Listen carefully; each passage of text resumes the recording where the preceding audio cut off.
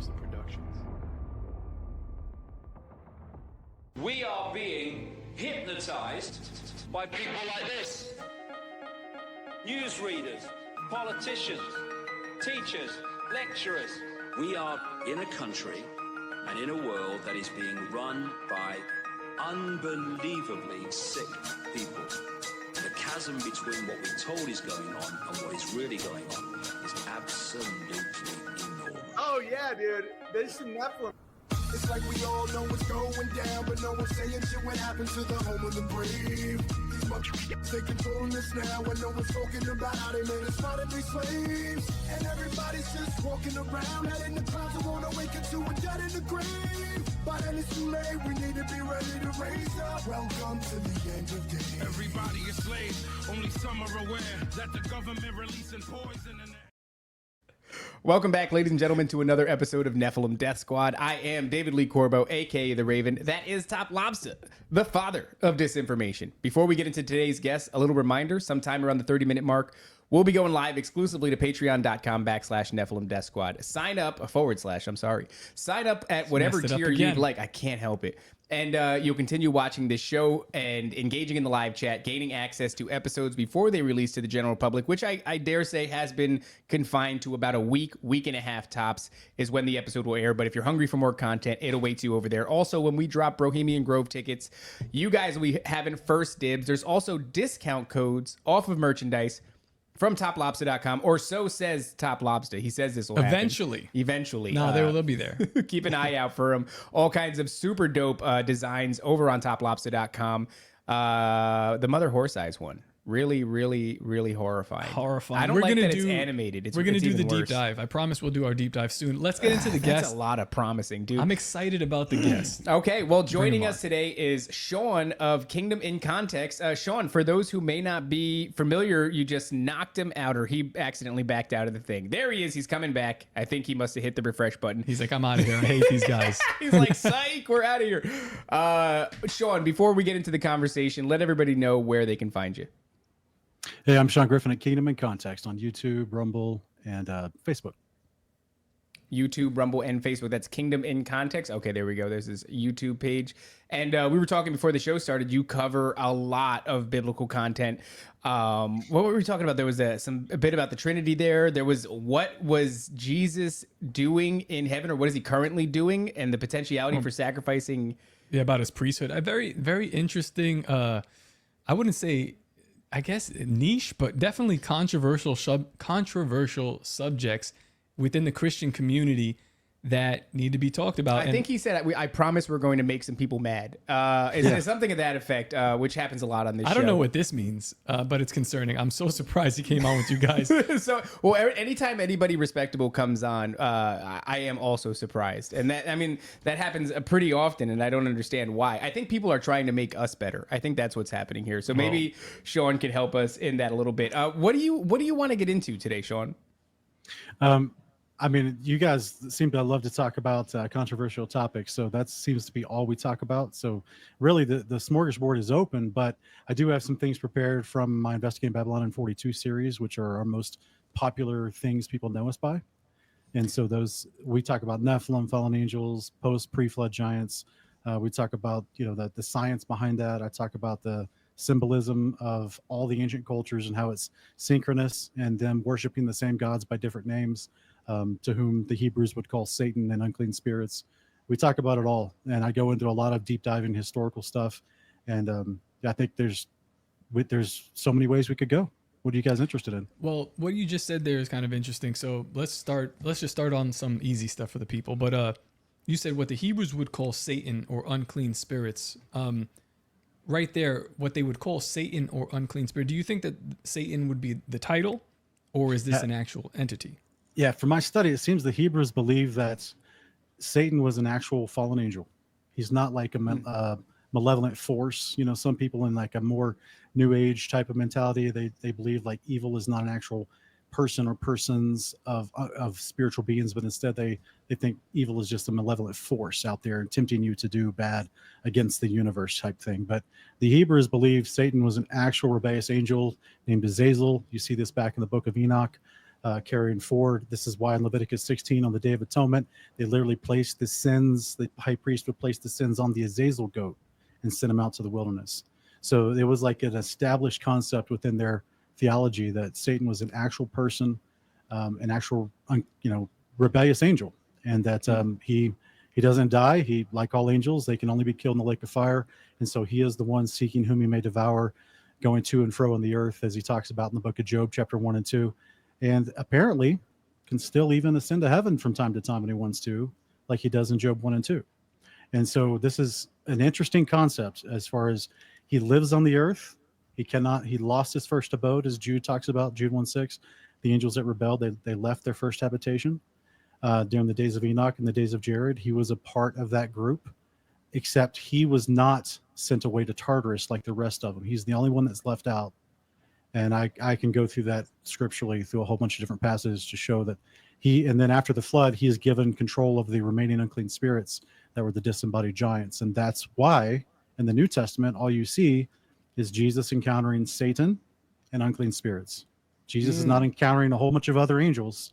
He's encountering demons that try to infest inside of people and a rebellious angel who tries to tempt him in very wild ways. You guys, like, that's, I doubt you had time to watch the fullness of our Best Game Babylon series, but that's kind of where it coalesces to in part 21 is the temptation with Christ and Satan tempting him, and where that possibly took place, which I would consider to be the actual dwelling place of Satan currently. So there's a question that people don't ask this in church. Like they always just like assume Satan as a background character, trying to tempt people, but no one ever asks, well, wait a minute, if he's a real entity, like where is he? In the church there would be you would maybe butt up against someone who would say the obsession with these things is not the point. And I'm not saying that looking into it is an obsession, although they might characterize it that way, that just looking into the dwelling place of Satan, who are the real adversaries that we're facing right now, what entities would be in Tartarus, what would be their names, things of that nature, that this is an unhealthy focus and that you should just be focusing on the gospel, spreading the good news of the coming of Jesus Christ. What do you say to that? Well, it seems like Christ is our ultimate example of how we live our life to God, right? We're told in 1 Corinthians 11:1, we should imitate Christ. In Ephesians 5:1, we should imitate God, the Father. So Christ only did and said what his Father did and said. So those, it seems to be the example that we go after. Luke 6:40, when the disciples fully trained, he's like his master. So we're training to be like Christ. And Christ did not shy away from the topic when it presented itself, right? He was well-rounded in his knowledge of scripture and the history of what the Israelites believed and taught through the law and the prophets. And so I think, all, like he says in Deuteronomy 4, or excuse me, he says in Matthew 4:4 to Satan himself, he says, all scripture is God-breathed and useful. He's talking about we should live not on bread alone, but every word that comes out of the mouth of God. So if the mouth of God through one of the prophets told us some of this information, then that should be beneficial for us. Yeah, I have another question. Some people, well, I mean, we've heard on the show that the Satan of Job, the book of Job, is like we have a hard time thinking that that's the same Satan that's walking around now, not just because of the time frame, but because of his ability to hold court with God. So that's why I float the idea around of like, is Satan a title of an angel, like a job title of an angel for God to tempt mankind? But what is that? How does that relationship work, that he can hold court with, he can approach God in heaven, but the others are cast out? And like, why does that work? Yeah, what you made an interesting insertion there. When do you guys think that Job took place? The lifespan of Job? It's the oldest book in the Bible, right? So I don't know exactly when, but I know it's pretty old. So when exactly does that fall? So in the Septuagint, the very last verse of Job is verse 17, Job 42:17. It actually tells you who Job is and when he lived, but the Masoretic leaves it out completely. It's the weirdest thing.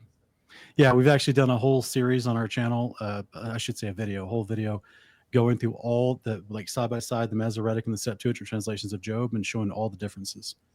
And this is like the largest difference. And it tells you he's a directly fifth generation from Abraham. He's a son of Edom. He is a son of Esau, basically. And and 5th generation down from Abraham. So that gives us his lifespan, his time period. He married a woman from Arabia, who was, I believe, a descendant of Ishmael, and so he's both a son of Esau and married, one of his cousins through the line of Ishmael. So he's literally Abraham through and through, and he's about 5 generations down from Abraham. So we're talking basically like at the tail end of the Israelites in Goshen before they came out in the Exodus is the lifespan of Job. Interesting. So, all right. So Satan was definitely around because the Hebrews believed that Satan was Ra of ancient Egypt.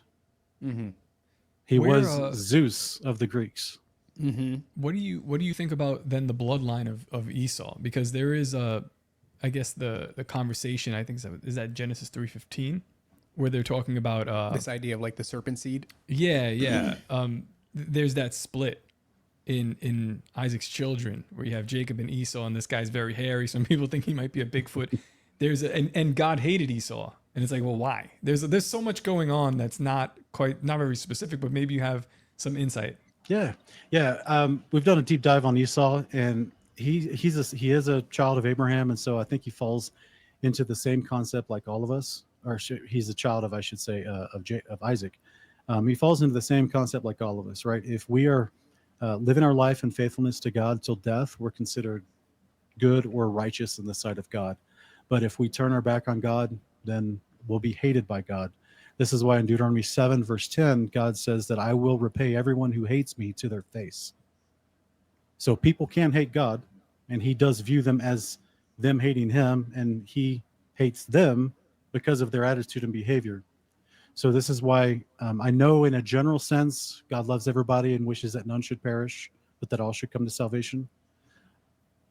But some people, the lake of fire is there for a reason. Some people are going to be thrown in because they rejected God, and he cannot bring them in with love into his eternal kingdom because they rejected him. So he's then treating them with disdain, contempt, and hatred and judgment. And that's the language we get of Esau because he turned his back on God and actually tried to kill Jacob. And we see this in the Israelite writings of Jubilees, which is still in the Ethiopian canon and Dead Sea Scrolls and things like that. Our show name, Nephilim Death Squad, is for some people a full stop, and that kind of goes towards this idea of whether or not you believe in giants or you believe in the sons of Seth, right? That's kind of where the delineation is drawn, and so for some people, in their interpretation, there's no room in the conversation for the offspring of fallen angels and human beings. They'll say things like, angels are spiritual beings. They don't have reproductive organs. They can't engage in that sort of thing. And of course you can say, well, there is instances where they actually sat down and ate, right? And so it depends. We would argue what form they're taking, that they can take a flesh and blood form, or so it would seem. What do you think about that idea? Or what, better yet, what would be your argument to those people? Yeah, I think the idea that angelic beings, which we are called ministering spirits in Hebrews 1:14, the reason why we're so confused about them and churches rarely teach on them is because most seminaries that train pastors to lead churches since the last 150 years, they ascribe to something of classic theism. I don't know if either of you have been to seminary or Bible college of any sorts. I have, and it's a classic theism is basically a mixture of Neoplatonism and Gnosticism. And so classic theism holds this idea that all spiritual beings are incorporeal and immaterial, and that they can't interact in the material world. And as a result of that, it causes a great confusion when we're reading the scriptures and we see an angel show up in Isaiah 38 and kill 185,000 men in one night. And you're like, well, he sure interacted in that time, didn't he? Or like in Genesis 18, right? He comes, the 3 men show up, and 2, we heavily assume 2 of them that go down to destroy Sodom and Gomorrah, that they're angels, but yet they just shared a meal with Abraham and his family previously. And so it's like, did that food just like fall through their bellies to the ground? And like when they got up later, Sarah noticed a bunch of food on the floor where they were sitting. No. They're like, this is just pleasantries. We're just engaging in this to make you guys feel comfortable. Right. Yeah. Was it some kind of mystical vision where Abraham and Sarah thought they were eating food, but really whenever they left, there's just a whole bunch of food on the table uneaten. No, no, these are real entities. That the Father, again, we're talking about what the Bible describes versus classical theism, which imports these ideas from Neoplatonism and Gnosticism of the spiritual world being incorporeal. That is not what the Bible describes. The Bible describes a very corporeal, very physical substance of the spirit world just being at a higher level of capacity than the world of flesh and dirt. All right. So, we're made of the dirt, Genesis 2:7. I would put forward, and it's kind of a separate discussion, possibly a longer study with you guys, but I would put forward that spiritual beings are made out of the breath of God and water. When you do a study on water, water is eternal. Water it can't be created or destroyed like it can be created, but it can't be destroyed. It just changes forms. And this is the behavior that we see exemplified by angels when they show up. Even Christ himself, once he's resurrected, as 1 Corinthians 15:45 now calls him a life-giving spirit in his new glorified body. Remember in John 20, he just like shows up in a locked room. They didn't open the windows of the doors to let him in. He just showed up and startled everybody. They thought he was a ghost. And then he's like, no, touch me, touch me, Thomas, touch me. Look. And then he even asks, do anybody got some food? And he eats food in front of them. Right? So he's exemplifying that he's real. He's touching them. He tells Mary, don't cling to me. You know what I'm saying? But he's called a life-giving spirit. Well, Sean, how does this Gnosticism and what do you say, Neoplatonism,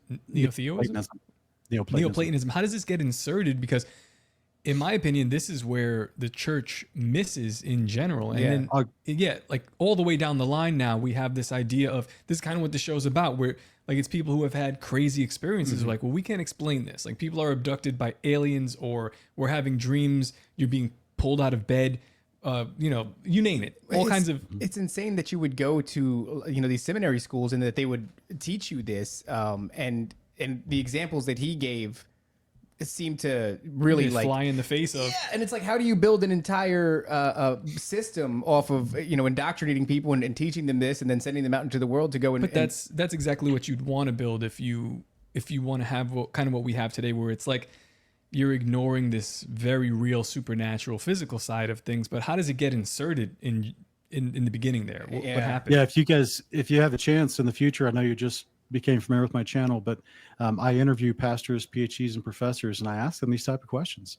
And what do they say? Oh, bro, it's a gamut of nonsense and argumentation, and like it just depends on who I'm talking to. But like I've had some of them just won't answer me. Like they just refuse to answer me because they have nothing to say. And I would imagine that their seminary schools have taught them some sort of like debate tactics or like a way to skirt around that. Like that's got to be something that's commonly presented to them. Oh, yeah, that's pretty good. That's easy. I mean, if it's new, it's like I get the inclination, like hit it with the stick if it's new, because some of this stuff could be sort of dangerous. Like, you're dealing with like Christ consciousness and all of this stuff that was very common right now, and you can see the danger that it poses to Christianity or a belief in Jesus Christ. I get that, but I mean, this is like sources straight from the Bible, where it's like Jesus ate some food, dog, and these angels ate some food, and also that one killed 135. Like, come on, man, that's like that's a real mental gymnastics. In other words, to dodge that. That's fascinating that it could ever have stood. Yeah, think about just the end of the story in general. Like the promise of the end of the Bible in Revelation 22 is that the throne of God, the water of life, comes out from under the throne of God and creates a river. And then along both sides of that river grow trees that produce fruit 12 times a year. So that's once a month. And then the saints, Revelation 2:7, are promised access to eat of that fruit. So like in God's house, it's a real river. There's real trees growing. That means there's ecology. That means there's dirt. The trees aren't just growing, floating. Just growing with their roots extended down, floating in the air. Like this is real, guys. So I think that the Neoplatonism and the philosophy that comes in, traditionally it's more Gnosticism. This idea that the creator, which the Gnostic Christians back in the 2nd century Alexandria, they referred to the Almighty God as the source, because that's a Platonic term for the ultimate creator. We see that also in Neoplatonism around the 3rd century. And so they refer to that as the source, and they say the source cannot interact in the physical creation. So therefore he had to create a secondary God, the pleroma, who then comes in and creates everything. Right. So that becomes a serious problem, because the Bible itself describes the Father's house, the Almighty's house. You remember in John 14, Jesus said, I go to prepare a place for you. In my Father's house are many mansions. If it were not so, when I've told you, and I will come back and receive you to me. And then at the end of the book, we see the tabernacle of God. That means the house of God coming down out of heaven, the New Jerusalem. So that means Ezekiel 37, the Father promises, I will tabernacle on the earth with mankind. So then the Gnostic and Platonic view of God is that how could he possibly do that? He's immaterial. He's unseen. He can't be experienced. He has to create other things for us to experience him by. So you're going to find that if you ever go to a pastor and you say, hey, does God, the Father, not Christ, not the resurrected Christ, the Son of God, but does the Father, does he actually have a corporeal form in which, like at the resurrection, when you're taken into the kingdom of God, will you be able to walk up to the Father and give him a hug? You'll be surprised how many pastors will say, oh, well, of course not. The Father's not, you can't actually experience the Father. Like I've actually done debates with Christian apologists, very popular ones on YouTube, that we debated this exact topic, and I would put in their face, I'm like, here's Matthew 21:10, where Jesus says the angels in heaven stare at the face of the Father. What do you think about this, Mr. Pastor, Mr. Apologist? How do you view this? Oh, that's Jesus. I say, wait, you're saying Jesus on the earth, in the flesh, during his ministry on earth, is teaching people that the angels in heaven stare at the face of the Father, but he really just meant to say they're staring at Jesus also in heaven at the same time. And he said, yes, because the Father doesn't have a corporeal body. So it's like this weird modalism type, and this guy's a staunch Trinitarian, but he's explaining modalism. And so they trip themselves up because they're holding true to philosophy and not to the plain words of Scripture. That's interesting. Doesn't the Bible imply that one of those three angels that visited Abraham was God? Yeah, it will. This is common. Like this is like second century Christology teachings that they start saying, well, it was God visited Abraham, and they'll say, well, since the Father cannot be seen, lest people would die. Remember, like Exodus 33 tells Moses, no flesh can see my face and live. So then then they'll just assume, well, it must have been Jesus showing up to speak with Abraham. I would put forward that it wasn't. I would put forward that ancient Israelite literature clearly tells us it was angels of God that spoke with Abraham. The entire book of Jubilees teaches that it was literally the angels of God that went to Abraham and spoke with him. And it specifically was, one of them was Michael, whom also is the angel in the bush in Exodus 3 as a representative of a God. And that Hebrews 1:1 is true, that in many portions, in many ways, through the prophets, God spoke to us. But in these latter days, verse 2, he spoke to us through his Son. But second century Christology, which is like, the Son of God Christology, it tries to teach that Jesus was everywhere in the Old Testament at all times, speaking and teaching and leading, and that he was the angel of the Lord that led them out of Exodus, which had entire conversations with Moses, giving revelation, helping him understand the law, helping him adjudicate the law, like in Numbers 25, where they're adjudicating property rights for the daughters of Zelophehad. Like all these things that would just completely destroy Hebrews 1:1 and 2. And in fact, it would mean that Jesus was everywhere in the Old Testament, talking and doing stuff at all times, and that he was already here. You know what I'm saying? That's actually something I've heard that a lot. Well, how about in the book of Daniel, right? When they're in the fire and the fourth figure appears and they're like, that's the Son of God right there. Yeah, is that like, what he said? Or he said the Son of God or the Son of Man? I don't recall, but it's something like that. Yeah, Nebuchadnezzar goes, we sent 3 people into the fire, did we not? And they're like, yeah, man, we There's did. someone else and there. there's like there's a fourth man, and he's like the the Son of God. He is like the Son of Man. He is like the Son of God. What is that what was says? going on there? He says he's like a Son of God. Yeah, because the ancients, I would put forward that the ancients knew that there were the pagan nations outside of Israel, they would call them like the archons. This would be the celestials above the firmament that were outside of creation. Like they knew that there was something else there. And I actually get into this in my 42 series about the ancient writings of ancient Egypt, specifically where Satan, Ra, is talking about how he was created from above the waters. They believed that the ancient earth was encompassed by Nut, which was the personification of the waters above the earth, that they would personify as a female deity called Nut, and that he was Ra declared that he was from above the waters, created from the archons above that, but then he's supposedly, surpassed them in glory and superiority, so that mankind should worship him. And so they all had this understanding of there were archons, there were celestial angels, beings that are holy ones. They would refer to them as holy ones or watchers on occasion, like in Daniel also. You know what I'm saying? So that's where I don't think that they're just automatically assuming a pre-incarnate visitation of Jesus every single time.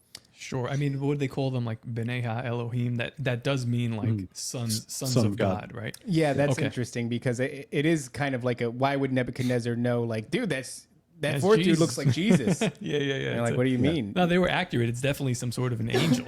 Hey, don't get me wrong, guys. I grew up in church and stuff like that, interpretations like that, they'll preach, right? They'll get people's attention. They're great to preach from. They're great for altar calls. But when you want to be, specific, when you want to be serious and responsible with what the text is and the history of the text, some of these interpretations have to fall by the wayside. It doesn't denigrate the Son of God and his sacrifice for us and what he does for us now. It doesn't, or what he's going to do and bring peace to the world in the future. It's just trying to be faithful, because if you constantly start reinterpreting, retroactively injecting things from new interpretations, you start getting a lack of continuity with other places in scripture. That's right? Interesting. And so because it's all one story. It's not like a bunch of different, it's like 66 books, but like it's just one central story, So I think I missed one of your questions, Top. You asked about, it's going to be, that's how it's going to be, man. I think you asked earlier about how can Satan go back up to heaven? Right. Yeah. The idea of him. Yeah. Yeah. So Jude 1:6 talks about how the angels who left their first estate, they're now reserved in chains of darkness for the day of judgment. We get that whole story, not just in Genesis 6, 1-4, the rebellious sons of God, but you get it in great detail in the book of Jubilees and Enoch. And it's all in the book of Enoch. In the book of Enoch, they ask Enoch to kind of like be an intercessor for them to God, to like, go ask him for us. Yeah. And so I think the assumption there is like they can't, or maybe they just know better to approach him. Like they were too ashamed. Yeah, I don't know. Let us know what are you thinking. Yeah, so in chapter 9 and 10 in First Enoch, you'll see a separation of judgment. So you'll see that Azazel is spoken to differently than Samyaza and the associates with Samyaza who took wives. So Samyaza and his associates, the bulk of the 200, except for Azazel, Samyaza and the rest of the boys, they took wives, created the Nephilim, a whole bunch of problems. But Azazel's not lumped into that group. He's ascribed other types of failures and sins, but he's not said of the group that took wives. And I think that's the big distinction, is that's why he wasn't locked away in Tartarus and is left out as the antagonist to whom we must resist. Do you think that God's law is like, I guess the last point I just want to make on that, just to express, he still cannot go back up there, right? This is why in chapter 15 of First Enoch, it is giving the return answer after the rebellious watchers are crying, and they write their petition and give it to Enoch, and they're like, please give this to him and see if he'll be merciful to us. And then the Almighty's word comes back, no mercy for you, no rest for the wicked. And because it's like kind of what Christ said, to whom much is given, much is expected, right? So these are like angels. They watched creation happen, according to Job 38, 1-7. Like they were shouting for joy as the foundations of the earth were being laid. So they were already there when they watched everything happen. They're, Hebrews 1:14, they're supposed to be ministering spirits of the Father sent to earth, to us, to help those inheriting salvation. But they abused their mission while they were here, took wives, taught sin, created all manner of chaos and lawlessness. And the Father was like, no, I'm not giving you. And if you actually look closely in Enoch in the first 15 chapters, it wasn't like the next day, because clearly it takes time to have a child, right? It takes time to take a wife, it takes time to have a child. But you'd already had mass lawlessness happening for what seems to be a couple hundred years before the Father sends the decree down from Enoch, like, hey, you guys can't come back home. It says in chapter 15, you were created for the heaven, high, holy, reserved, and set apart, but you've defiled yourself with the blood of women, and it says that you cannot live in heaven again. So even Azazel lumped into the judgment, but yet specified with different types of transgressions, even he is told he cannot come back home again. But that doesn't mean that he can't present himself to accuse the brethren from time to time. He just can't abide there because the word abode has a definition, right? The word habitation has a definition. We see this same type of concept in the prophecies of the future house of God coming down to the earth, where all nations are able to come to it for the festivals of God, but they cannot abide there. They cannot live inside the house of God unless you're resurrected. And this is why those in the first resurrection, Revelation 21:7 and Isaiah 54:17, they inherit the house of God. But those who are spared in the sheep and goats judgment as sheep amongst mortal mankind under Christ's authority are repopulating the millennial reign, and they're able to interact with the house of God because they're supposed to, and they can come to it to visit, to celebrate the festivals of God, but they just can't stay long term. They can't live in there. And so this is, again, I mean, I would suggest this is what we're seeing in Job chapter 1 and 2, when it says that, in due time, the angels came forward to present themselves to God. Now that's a principle that you see in God's law, that all the men of Israel are supposed to submit themselves to God to present themselves 3 times a year. And all the angels are all men, and they're of the family of Israel, which is the family of God.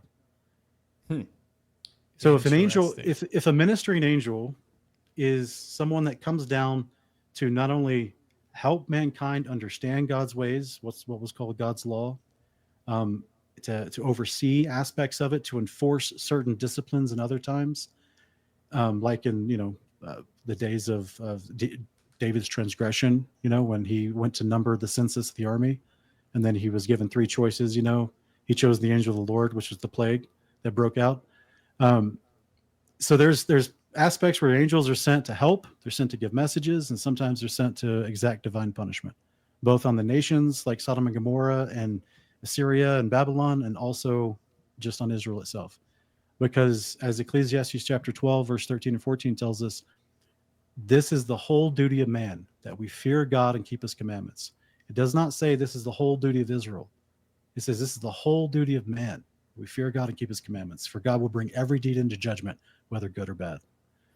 So what I'm putting forward is a universal principle that even the angels have to abide by the same expectations as mankind. This is why there is a temple in heaven. It was the one pattern on the ground that Moses made was copied after the one in heaven, as Hebrews 8:5 tells us. So again, all assumes, as we go back to the Gnostic idea, the philosophy of the 3rd, 4th century infiltrating the church. This all assumes that the kingdom of heaven that's supposed to come down to the earth, that it's a real place. I got a couple of questions. I got a lot of questions. I know I have a few. We're at the 33-minute mark though. And so for all of the viewers who are watching on YouTube, on X, on Rumble, we are now going exclusively to patreon.com/Nephilim Death Squad. If you want to continue watching this episode, engaging in the live chat, that's where you do it. Otherwise, give it about a week and a half, and this episode will drop in its entirety on YouTube, on Rumble, and elsewhere. I want to start with something small. Well, I got one. It's a crazy question. Okay, go ahead. You want it for rock, paper, scissors? Okay, let's do that. Ready? One out of one. Rock, paper, scissors says shoot. Whatever. Just go. Okay, go. fine. It's me. I'm sorry. Do you think that even though the other angels are in Tartarus, that they can still influence us? Humanity.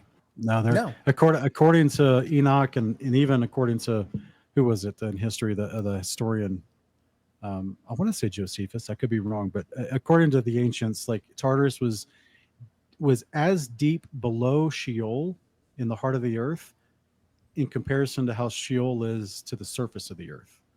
So if we're on level 1 in a building, Sheol was the basement and Tartarus is basement 2. And they're locked away in chains under the jail, not getting out till the day of judgment. This is why in the book of Enoch, Michael is trembling, talking about the judgment that's given to these guys. He's talking to other good angels about this judgment, and he's like, who can endure this? And he's trembling with fear because he's like, this is This is horrific. Like, who could it? They're going to be locked away for the whole storyline of all of history. So let me ask you this: there are individuals who have come across our radar, and we've heard their testimony. We've spoken to these people directly. They claim that they are experiencing visitations from things that will have all sorts of agendas, but will identify themselves by the names of some of these angels or something like that. It sounds like what they're experiencing is more than likely the disembodied spirits of their offspring, the Nephilim, and that they are deceiving them. Does that seem like that's the case? Yeah, if we take Enoch seriously, the Nephilim were unclean spirits created from this unholy union of the angels taking wives and having children through them. Those children were not called men. They were not called dirt of the earth. They were called unclean spirits. Mankind is never called a spirit until you get to the resurrection and you're glorified. So we're called dirt of the earth. We're made of Adam. We're descendants of Adam. So this is a big difference in ontology. And so this is why they gave birth to unclean spirits. So that's why when they lost their bodies, those unclean spirits are still here, chilling, hanging out. And this is where I would suggest that the book of Jubilees, chapter 10, helps us out greatly. There's a conversation going on between Noah after the flood and the Almighty, saying, hey, you know how your watchers acted in my day and created these unclean spirits, and now they're still here after the flood, and they're causing my sons and grandsons to sin, and they're bringing about all horrific things. And then it says that 90% of them were given to be locked away into the earth, and 10% of them were left out under the control of Satan. Or Jubilees refers to him both as Satan and Mastema, which is like another pseudonym for Satan. So it's like, and that's why going forward after the flood, all you ever hear about and see are unclean spirits called demon gods, of the idols of the nations, or Satan. You don't hear about any of these other. But if they're the children of these other rebellious angels, Samyaza and his boys, as listed out in Enoch, both chapter 6 and chapter 69, you get a whole bunch of list of all the names of them. Then that means they would know their names, right? Mm-hmm. Because they were their fathers at one point. So like they're still the same sentient entity from before the flood. So they're just compiling knowledge throughout the centuries, figuring out better ways to deceive us. I think this is a great question from Z-Man here. Why not lock them all up? Why not? Why give them 10% of them? I don't think that's for us to know. Well, it's an interesting question. Why didn't the father just absolutely zap all of them the moment they started taking wives? Yeah. Why let all that unfold? In fact, if you look closely at the judgments given in chapters 9 and 10 in First Enoch, the rebellious angels are told you're going to be locked away in Tartarus after you watch your sons kill each other in this type of civil war, which took another 500 years. So the judgment is pronounced, but it's not enacted until much later at an appointed time.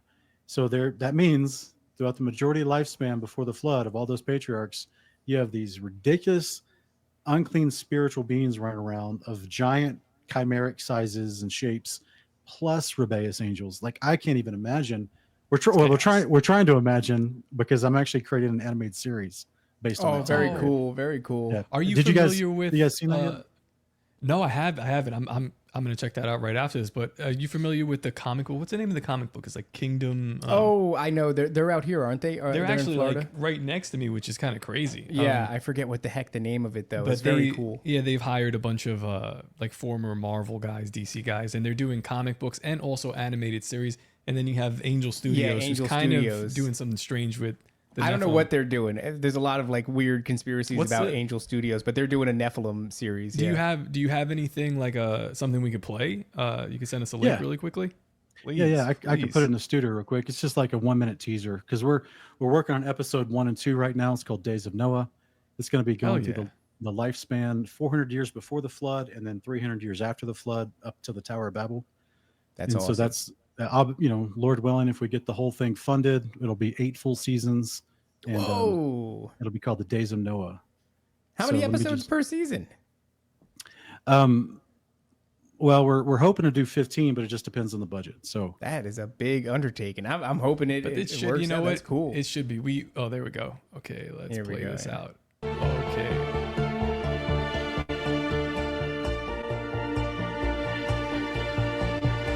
Whoa.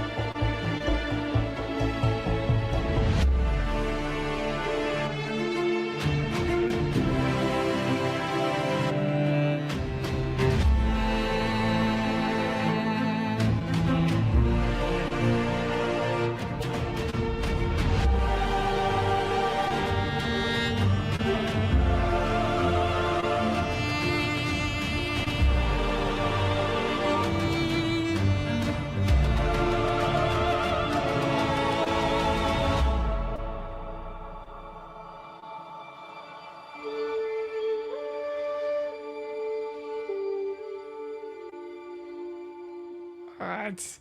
That looks cool. That is That okay. looks really cool. That's crazy. Like, I'm looking at David as that's playing, and he's in. Well, that's like, you know, I love when people are doing stuff like this because. Well, do you have like a Kickstarter or anything for that? Because I'd like to plug that every chance I get. That should.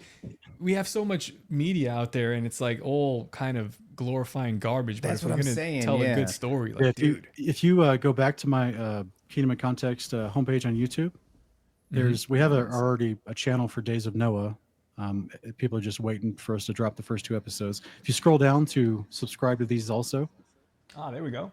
and Okay, you can see very the Days of cool. Noah, and then click on that. And then we've got a few videos already out teasing the score, some of the behind the scenes process, as well as some of the Oh, teasers. that's cool. Oh man, I love this. Oh, that's awesome. That's You what I'm added saying. a whole nother layer of cool to this. I'm like, you know, I have a 10-year-old son, and it's like you have to vet what he's watching.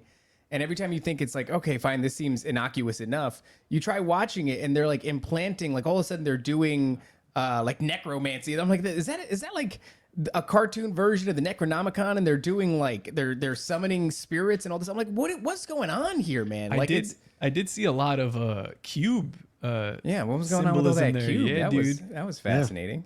Yeah, that's the Cult of Saturn. It's the cube symbols. Right.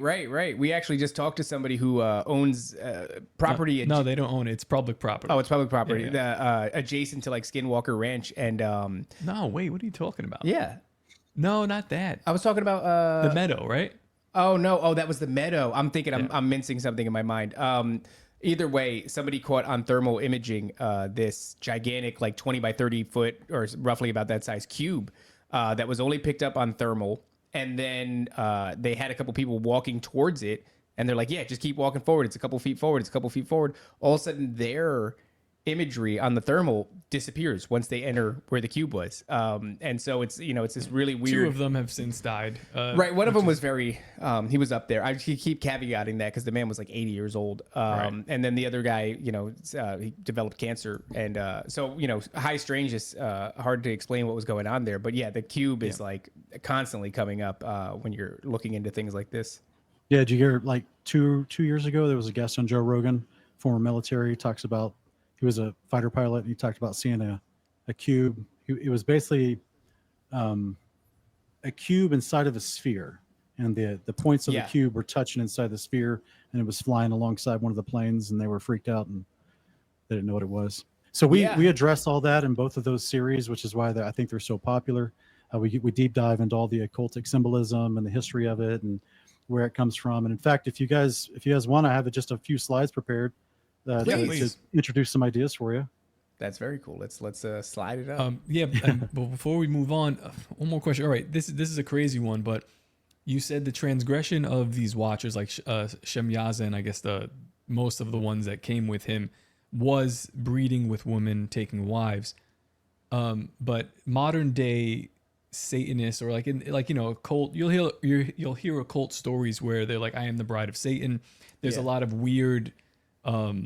That comes up a lot. The bride of Satan thing comes up a lot, and they'll be preparing like an innocent woman or an innocent girl to be received as the bride of Satan. Or in SRA, they'll be doing like weird ceremonies in order to, like, I don't know, impregnate the woman and then kind of like implant this. You know how all this Same goes. old thing. Yeah. Isn't that the same transgression? Like, I don't think so. I think that the ritual sex magic they're trying to accomplish is through the ceremony.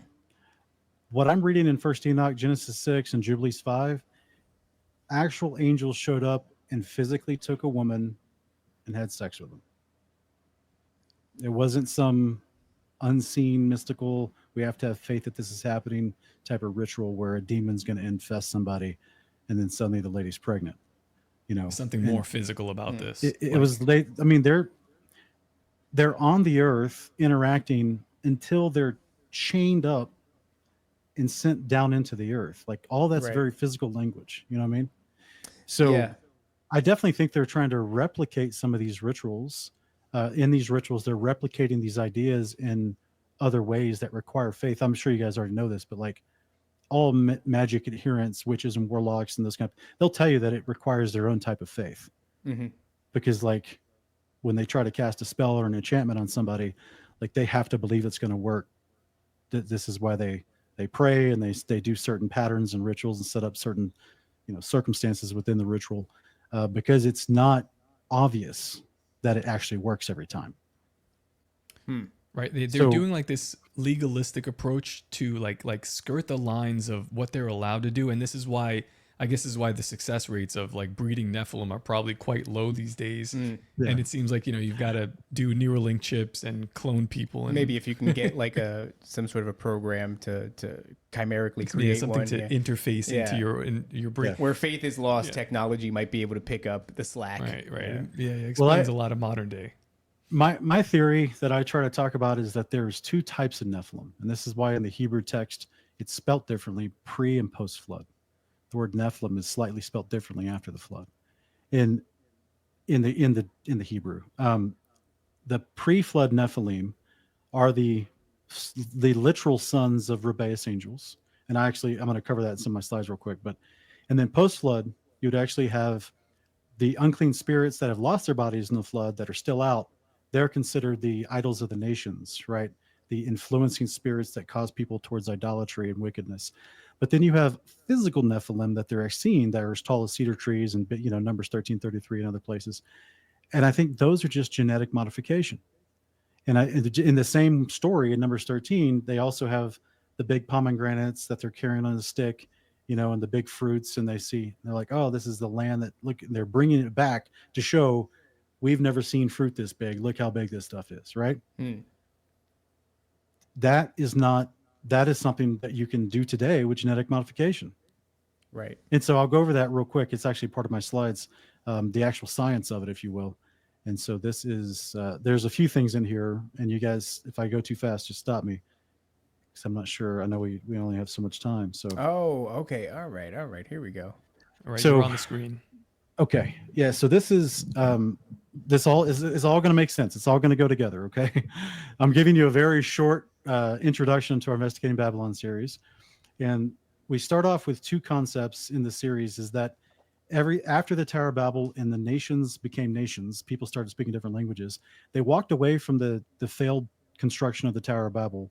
They walked away still worshiping the same God because they were already worshiping Zeus, whom ancient historians, even like Josephus, they called him Jupiter by the Roman name Jupiter, but it's the ancient Greeks called him Zeus. They were already worshiping Zeus, which is why they started the project of the Tower of Babel. So they'd already rebelled against the instruction of Noah, right? This is several generations after the flood. They're already going back to their tomfoolery, right? And they're getting into more shenanigans and starting to do idolatry again and worshiping Satan, right? Because he's deceiving them again, right? And the unclean spirits are seducing them with the wiles of idolatry, much of which is included with drugs and sex. So they're already being seduced to worship Zeus again or Satan, and they build the tower that gets destroyed, and then they disperse, speaking different languages, still all worshiping the same false god. Sean, can I ask you a quick question? Anytime you come across in it, like antiquity, if there is a god that is described as a storm god, would you start from a place of suspecting that this was the same thing that was Zeus? In other words, a different name, but the same character? Yeah, in most cases, there's strong synchronicity there. Yeah. Okay. And this is something in his secular history. They kicked against this idea for a long time of worship to the same gods by different names, but only in modernity have they decided. They kind of like modern scholars have kind of been like, guys, why? Like we found so much evidence that that there's interconnectivity between the nations from India to Greece, and they're all worshiping the same God. They all have similar trade relations. They all have similar homage. They just call them by different names because they speak a different language. It You know what seems I'm like saying? the Sumerians, they worshipped one called Baal Hadad, which would have been Yeah. also the the god of storms. Ancient astronaut theorist. Ancient astronaut Yes. theorist. Yeah. But so it seems like that was one of the early representations of Zeus as well, this Baal Hadad character. That's right. That's right. This is why the Greeks actually ruled Egypt for 1,000 years at one point in history, and a lot of people forget that. And so they adopted a lot of their Greek names with the Egyptian god names because they knew it literally was the same gods. So like the word Osiris, very popular god in Egypt, that's actually a Greek transliteration of Ashur, which is the Egyptian name. Osiris is a Greek name. So a lot of people don't realize little stuff like that because church doesn't teach you history. Yeah. So basically, I put forward there's some big concepts here. After the Tower of Babel, all the nations are still experiencing a higher level of technology because this is the MO for Satan and the unclean spirits before the flood, that they're picking back up after the flood to continue to see the nations. And one of those is on screen here, which is this flying machine. You see these replete throughout Greece, Babylon, Egypt, and India. You see 3 people sitting inside of a craft floating above the ground with someone looking in the air, someone dressed in their mitre suit, looking in the air towards that, right? And what I also want to point out is something else that's interesting. I call this the most powerful weapon in Babylon. This little thing in his hand here is called a Vajra. Have you guys ever heard of the Vajra? Oh, is that it's hard for me to make it out on this image, but is this the same thing that you'll see like Zeus depicted as holding in his hands? It's like Yes. this little that's Yes. It's funny because it's been translated to like a thunderbolt sort of Yes. iconically, but this is something that's been tracked It's throughout crazy. the Yeah, it's all the same thing, It's the right? same thing. Yeah, I'm like, what is that thing that you're clutching, dude? Yeah. Yeah, it's pretty amazing. And the reason for it, though, is because well, that's weird. I don't know why the text is so dark. It wasn't supposed to be dark. But anyway, this text says, in the laws of the Babylonians, this is from an ancient text talking about the laws of the Babylonians. The Hakata unambiguously states that the privilege of operating a flying machine is great. The knowledge of flight is among the most ancient of our inheritances, a gift from those from up on high. We received it from them as a means of saving many lives. So this is from a text from like 2,500 years old text from ancient Babylon. We go over to ancient India, you see Vimanas. They're called Vimanas. You see those ancient flying machines in ancient India depicted everywhere. They actually had detailed schematics of them. Whoa! I've never seen this in my life. That is fascinating. Yeah, and this is, the Vedic Sanskrit language all written around. But these are called Shakuna Vimanas. These are the smaller ones. The Pushpakas are the bigger ones that hosted like 3,000 people. Wow. So this is the different, like in ancient Sanskrit, the Vimana is a word that means measuring out or traversing. And this is what was translated by the Oxford English University in the 1800s, or generically, colloquially referred to as a chariot of the gods. But That's it what just Ezekiel saw. possibly. I think that's what Von Daniken named. That's his what book. Chariot of the gods. Yeah. I gotta say that it's remarkable that we could even go through this sort of alien rebranding that we're getting right now, where they could say like, oh, these guys are just benign, space homies from a galaxy far, far away, and they're here to help us ascend, and they're worried we're going to destroy each other in nuclear. It's like, no, these are ancient entities that I know that the Vedics worship them. But we used to have a much better handling on their nature, and it's just like Christianity has the obvious truth about their nature, and it's not taught. And right now, it should be taught because we're in the middle of the government trying to give us some disclosure, and they're going to sell us a whole narrative about what they are. And if you look around, historically speaking, the Greeks worship them, the Vedics worship them, like over and over and over again, and Christianity is the only one that's like, they're fallen angels, dog. Like that's not, these are fallen angels. These are Or the children of. Right. But it has their nature pinned down. And it's incredible that you could have things that ancient as far as text and diagrams. I'd never even seen that image before. And we're going like, oh no, they're just showing up now. It's like, no, dude, they've been here for a long time. Yeah, Why? I'm even going to go over some stuff. it fell out of the studio. I'll put it back in. I'm even Okay. going to go over some stuff that describes what we see from these UAPs Okay. in these let's ancient go. texts. Okay, so this the Ramam Behest was the magnificent chariot that rose up to a mountain of cloud with a tremendous din. So from the interior column in that yellow there is where the tremendous din, which means a tremendous column of fire. I mean, it's kind of like a modern day rocket, right? The Bhima flew with his Vimana on an enormous ray, which was as brilliant as the sun and made noise like thunder of a storm.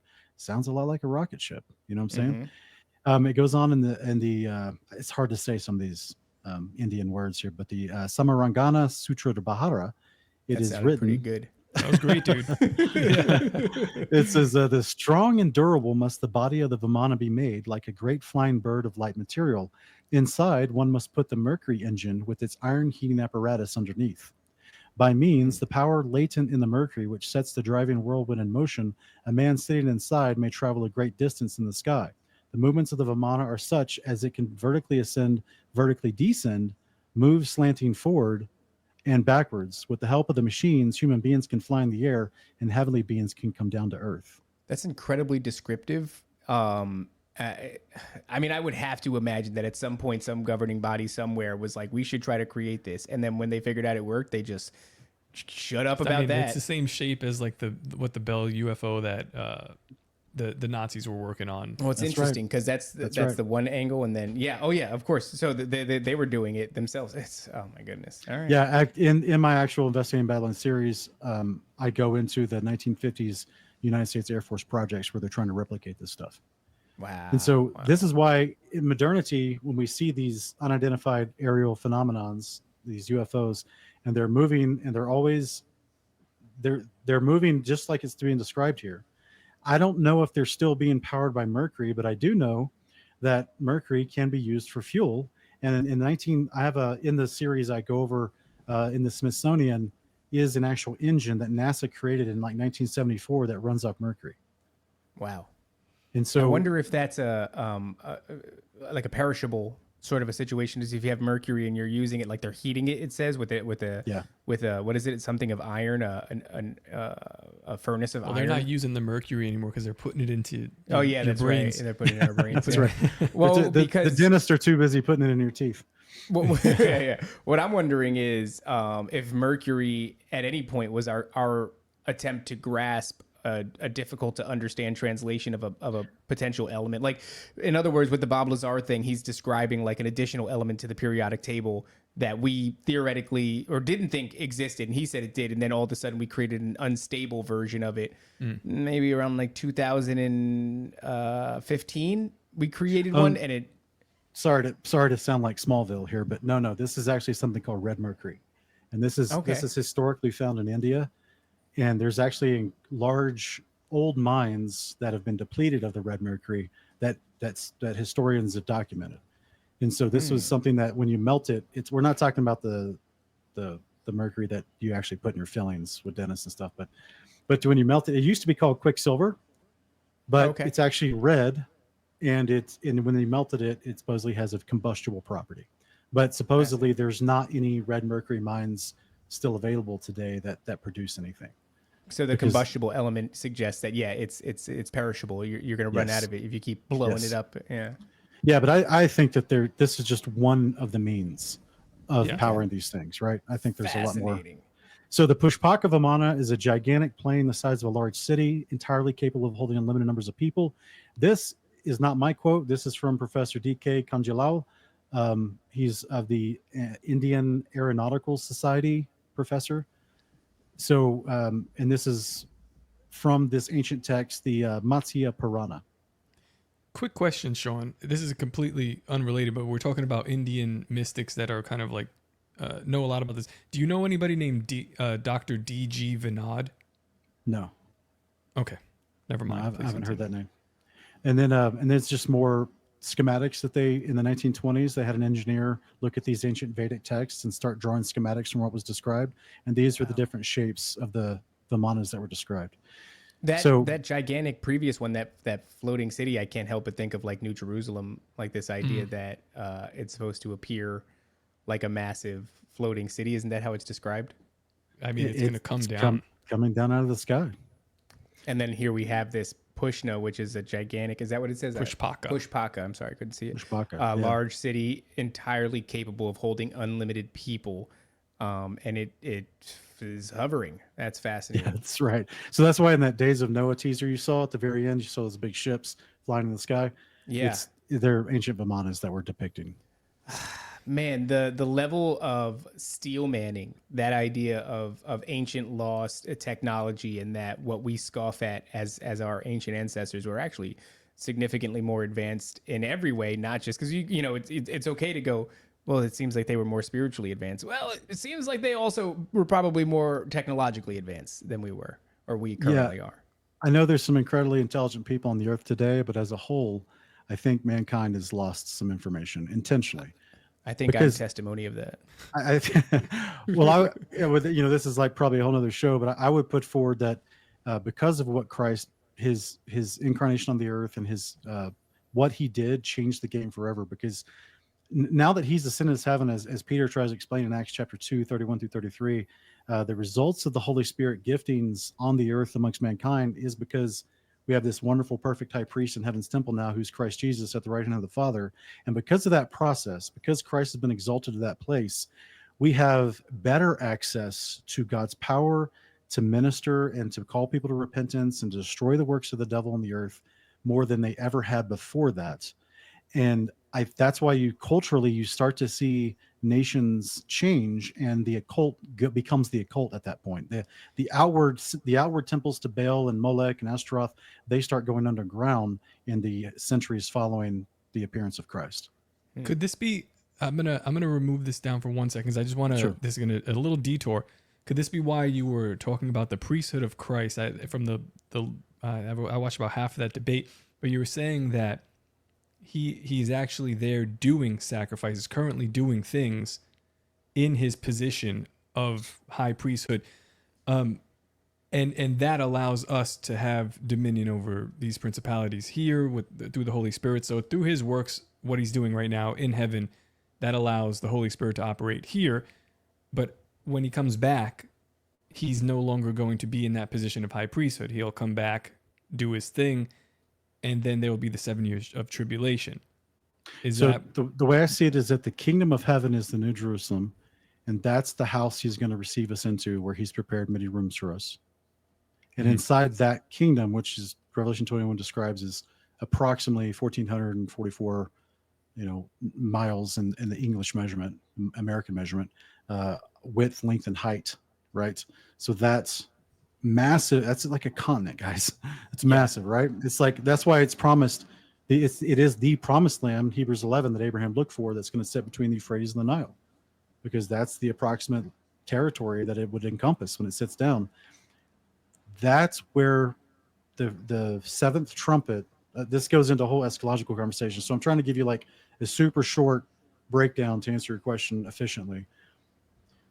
Jesus Christ in Hebrews 6, 7, 8, 9, 10, he's called a high priest forever. He's going to be our high priest forever. Okay. He's at the right hand of the Father forever. That's an honored position that was prophesied of him in Psalm 110, 1 through 4. So he came, lived, died, resurrected. He was faithful. He was given that position after he ascended to heaven, because that's why Hebrews 8, 4 tells you the priesthood on earth is already given to somebody. That's the Levites. So he's now glorified man, and he embodies the Melchizedek priesthood in heaven's temple forever. So when heaven house comes down to the earth, Christ lives inside there with us and is high priest forever from that location, which in ancient Israel, the priesthood was also rulership. They ruled over the people as well, right? That's why Aaron was given a crown on his turban, because he was like... I was asking about when the Holy Spirit is removed from the people during this tribulation. I'm not sure I fall into that interpretation. Okay. I've heard that growing up too, as far as a pre-trib rapture idea. The Holy Spirit's removed, and then everyone else on earth is just going to be like a chicken with their head cut off, lawlessness. But I'm not sure that's the case, because I'd love to do the show if you guys want to talk about end times and eschatology. I can give you my view on that with a bunch of scriptures, but it seems to be that the two witnesses are here in the 42 months leading up to the return of Christ. And so they're calling people to repentance, and the unrepentant are trying to kill them. So it seems to be that their message is having some sort of positive effect and people are repenting. So Right. anyway, but that's where Christ is still always going to be high priest no matter what happens. And so when the kingdom of heaven comes down to earth, the Melchizedek priesthood that he embodies is a different order than of the lineage of Aaron and Zadok, the Levites on the earth. Those are immortal mankind. That's why we're promised in Revelation 24-6 that those who take part in the first resurrection, we rule and reign with Christ for 1,000 years.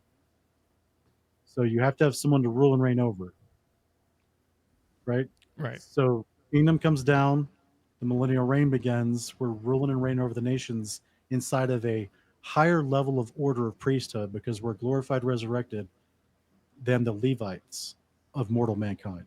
So there's a whole dichotomy here as far as this is why even after Jesus ascended to heaven, there was 40 more years of Levites ministering in the temple on earth, while Jesus is a Melchizedek ministering in heaven's temple above. Remember, because AD 70, that's when the temple was destroyed. Right. Acts 21, 3 years before the temple is destroyed, the disciples are still telling Paul, go do a vow offering and present your offerings for these four men we have as well. And so that's when Paul gets arrested. He's trying to go to the temple to give his offering just to prove that he doesn't teach against God's ways, God's law. So like that means the priesthood is on earth. Just because the veil was torn doesn't mean that operations stop. They put the veil back up, guys. You know what I'm saying? Like the veil was torn. It symbolized something. Yes, we understand that. But to the unbelieving Jews and the Levites that ministered in that temple, they didn't skip a beat. Like they repaired the temple. They put the veil back up. And we see them continuing to use that temple up until it was destroyed by the Romans to fulfill Christ's words in Matthew 24, right? So meanwhile, Christ has already ascended to heaven for 40 years. He's ministering in heaven's temple above. This is what the writer of Hebrews is explicitly telling us in Hebrews 2:17 and Hebrews 5:7-10 and chapter 8 verses 1-5. And so this is why, like, the question I always have for folks when it comes to the incredulity of like, how could this possibly be? The first step is understanding how we've been sold this lie that heaven's not a real place. And the second step would be Christ is a high priest. What does that mean? What's the biblical definition of a priest? What does he do? He ministers to God on behalf of the people. So this is why you asked earlier, Top, you asked about when did this all start happening in the church? Like it's the 3rd and 4th century, specifically with the influence of Augustine. Augustine was a convert who was a former Manichaean philosopher, which is, may as well just call him a Gnostic. And he brought in a whole bunch of reinterpretive ideas that took the literal nature out of the scriptures. He didn't believe Adam and Eve were real characters. He thought there was just an allegory for something. But you got, like, if I was in the 3rd century and I'm, got one of those robes and I'm sitting there in the council with Augustine and we're talking about scripture, I would have immediately raised my hand and said, okay, well, you got a huge problem, Augustine. If Adam and Eve are just an allegory, why are we keeping a genealogical record in Genesis 5 and Genesis 11 and 1 Chronicles and Matthew 3 and Luke 3, Matthew 1 and Luke 3? Like, why do we have this Hebrew genealogical record dating back to Adam that he begat this guy and he begat this guy and he begat this guy if it's all allegory, right? So Augustine was hugely influential. I call him a cancer on the church. He was a gentleman. I know some people love him, but they've bought into what he was selling. I think that he interpreted with incredible liberality that was unjustified. And because he had such sway within his position, just in case a lot of people are not familiar with the history of the church, you didn't have to actually be a good biblical scholar back in the day in order to create new dogma. You just had to be a bishop with power. That's it. I mean, it's the same today.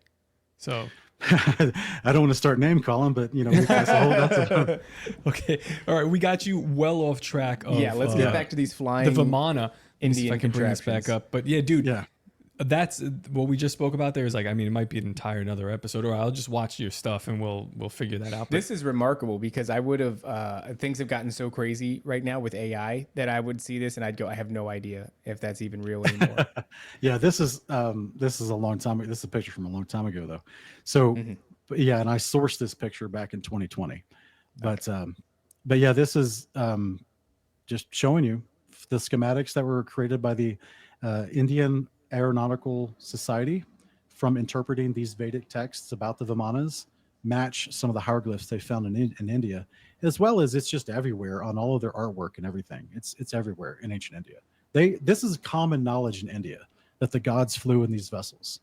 This is why when I bring this up all the time, but when people say, "Oh, you're Christian, but so you believe your God's real and these other gods aren't," I'm like, no. I believe my God's real, but I also believe these other entities exist. They're lowercase g gods. I think that these people really genuinely did see and experience these things, I think this really only bolsters that.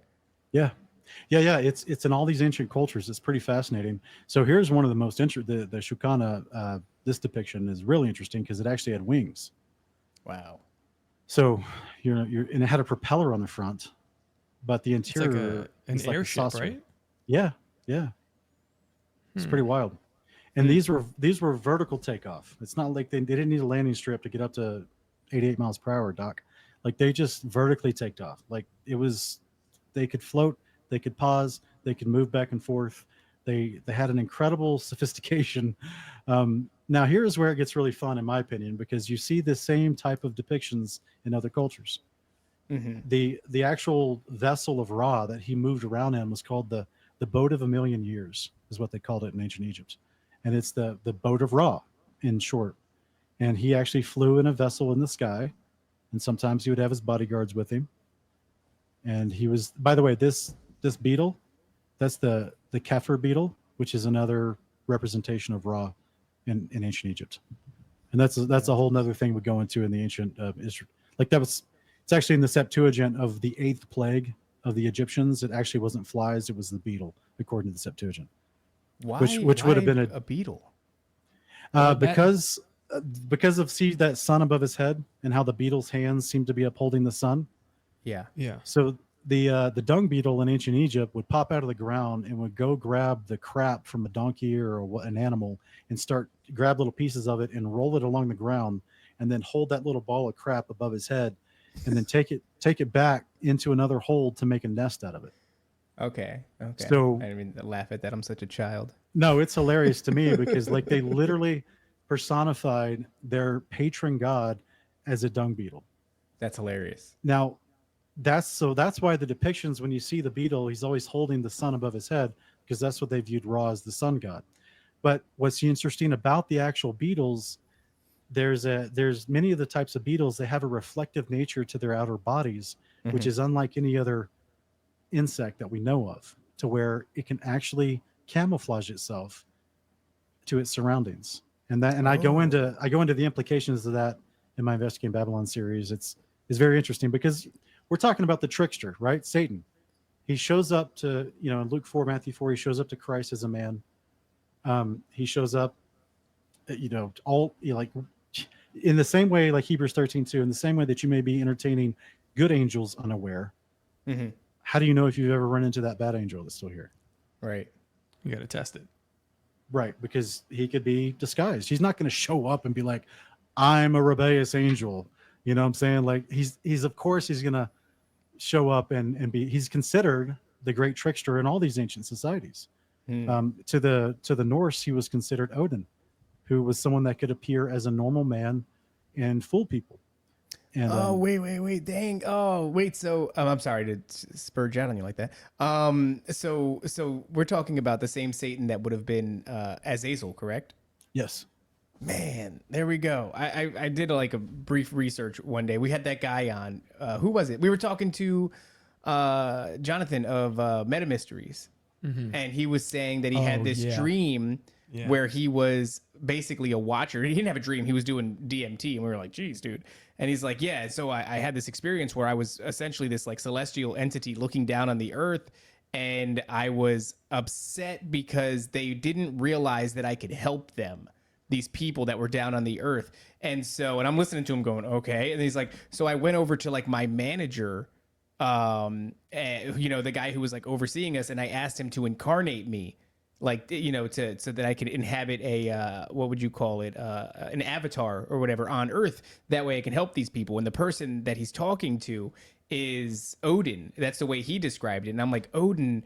And I forgot what research I did. I think he had one eye. That's probably it. Yeah. And I was like, afterwards, as he's talking, I look it up, and something that I stumbled upon showed me like there's a strong correlation with Odin being interchangeable with Azazel.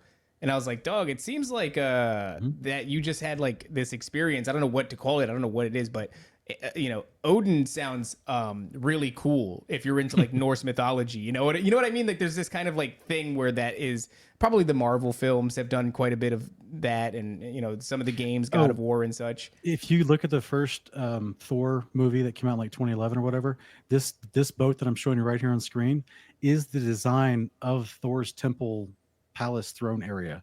Yeah, that's funny. I just rewatched that film recently. That's true. Yeah, it's like the exact. Also, you see the eagle on top of the little house in the boat that's supposed to be holding Ra.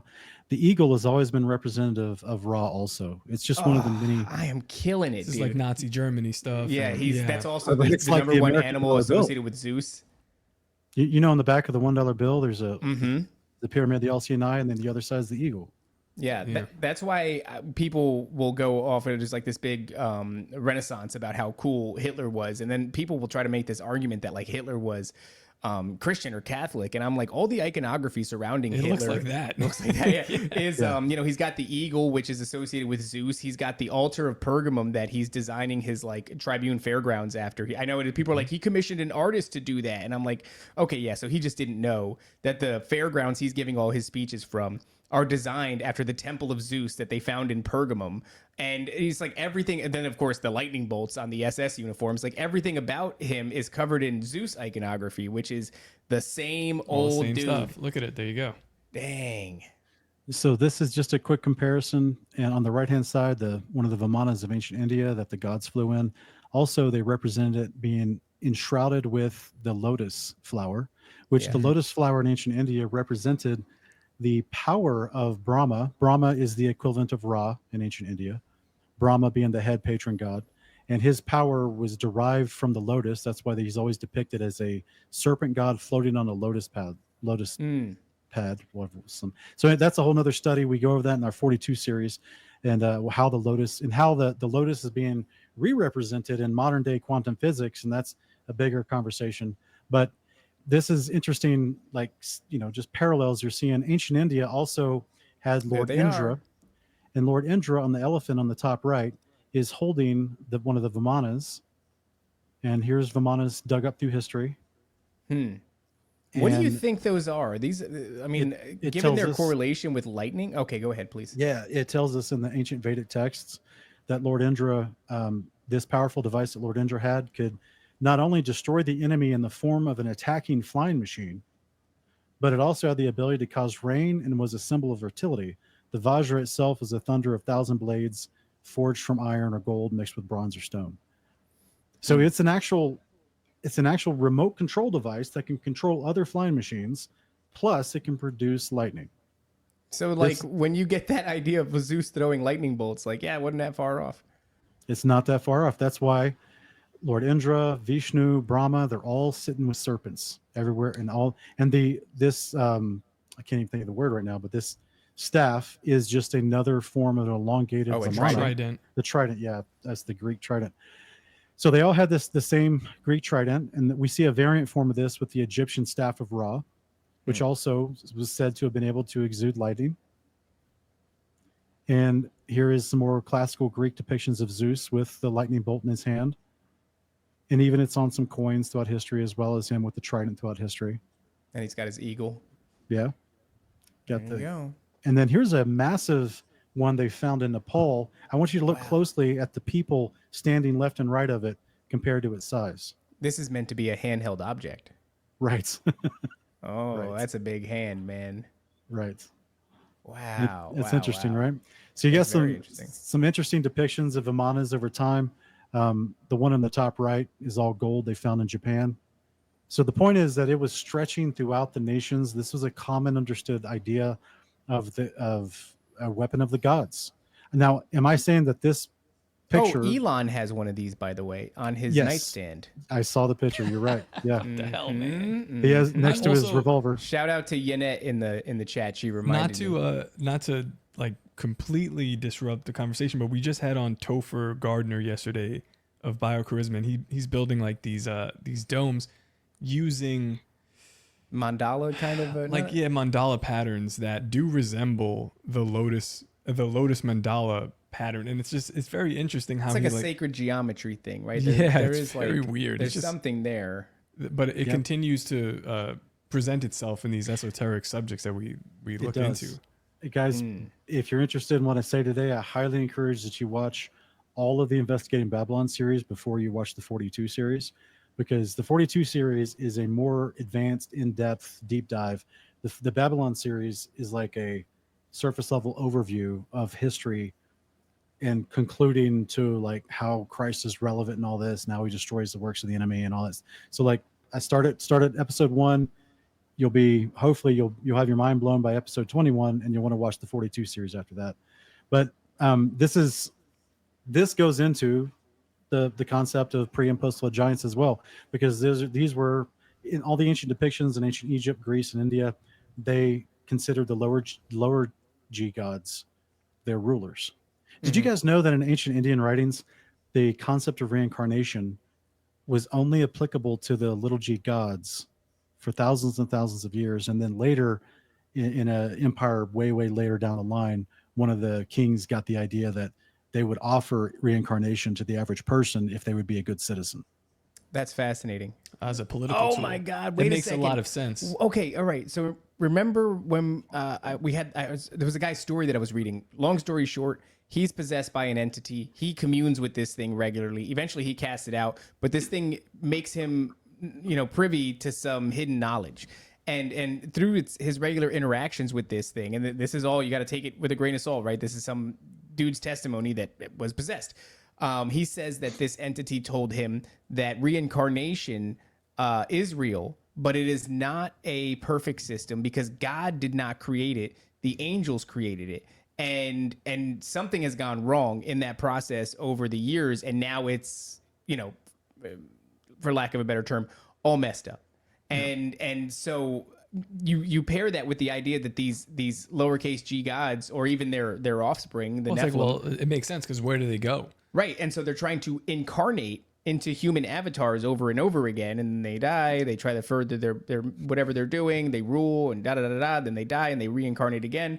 And then once you start offering that to people, yeah, I'm sure it gets real squirrely if they did in fact do that. That's fascinating. Yeah, I would suggest that the unclean spirits and Satan doesn't have authority over your soul like that. And like when you die, your soul goes into the custody of God to await judgment, as Hebrews 9:27 and 28 tell us. Right? It's appointed man once to die and then judgment. So the concept of unclean spirits being able to re-inhabit new life forms to try to keep their message alive over the centuries, 100% the origins of the idea of reincarnation. That's fascinating. Yeah, and so that's where I would say this is what we're looking at here is the unclean spirits that keep trying to pop into the affairs of men and control things. They're just pre-flood giants, and that we get this story from Genesis 6. You guys are already well aware of this. You know that there's tons of archaeology that supports this type of stuff. Jubilees 5 also has a parallel accounts. If anyone is unfamiliar with the book of Jubilees, it's not even question. I know that there's a lot of modern Christian preachers that will say, "Oh, Jubilees is not inspired." I don't know that. They've never read it. I promise you, they've never read it, and they don't know the history of the rabbis in the first century. They did not question Jubilees as a authoritative book. They just removed it from their canon because they didn't want people to read it. So there's a difference between thinking something's uninspired. They didn't call it that language back then. They called it sacred writings. But there's a difference in saying that, well, these are sacred writing books like First Enoch and Jubilees and the Testament of the 12 Patriarchs, which all have interlocking synonymous storylines. And those three books in particular, Rabbi Akiva in the first century, towards the end of the first century AD, decided he's considered the great reformer of ancient Pharisaic Judaism. And he's the one that decided those three books, we're not letting people read those anymore. He didn't say that they were uninspired. He just said, we're not making them for public reading anymore. This Was is there why an explanation given? He believed that people were not wise enough to read them, and that people would fall into heresy, and that basically they would cause them to lose their salvation. And so then he started making this very Pharisaic imposition to say, no one can read these except for the wise, right? But here, 100 years later, you have Tertullian writing about First Enoch going, this is clearly scripture. I don't know why the Jews don't accept this. And he theorizes it's because their disagreement with the reality that angels could have taken wives in the days of Noah. Oh, wow. So what we So it's started like- off talking about. Exactly. It's like a direct correlation. The suppression of this storyline, which is why we're still dealing with all this deception today. It's like the enemy has been trying to remove the storyline from people's consciousness for a long time. They don't want you to Isn't know that where like they came the curse? Like it's crazy because that's the curse of the serpent in the garden, right? He's like, you'll crawl on your belly and you'll eat dirt. Well, what's dirt? Does he just mean like the dirt on the ground, or is he talking about humans? Like, what is that? Where does that fall? That's where my mind goes right I don't away. know, but listening to that, this idea that it would cause people to fall into heresy, and in other words, it would be bad for their faith is like. It's the same reason that we're given in modern day churches why Right. you shouldn't look at extra canonical texts. And But for me, things like all that. it does is it galvanizes me even more. Like I'm like, look at this unbelievable plan that Right. God the Father hatched and that Jesus Christ executed, and now we have this pathway to redemption, and it all like squares it away. And it makes sense, and it doesn't do anything to put it.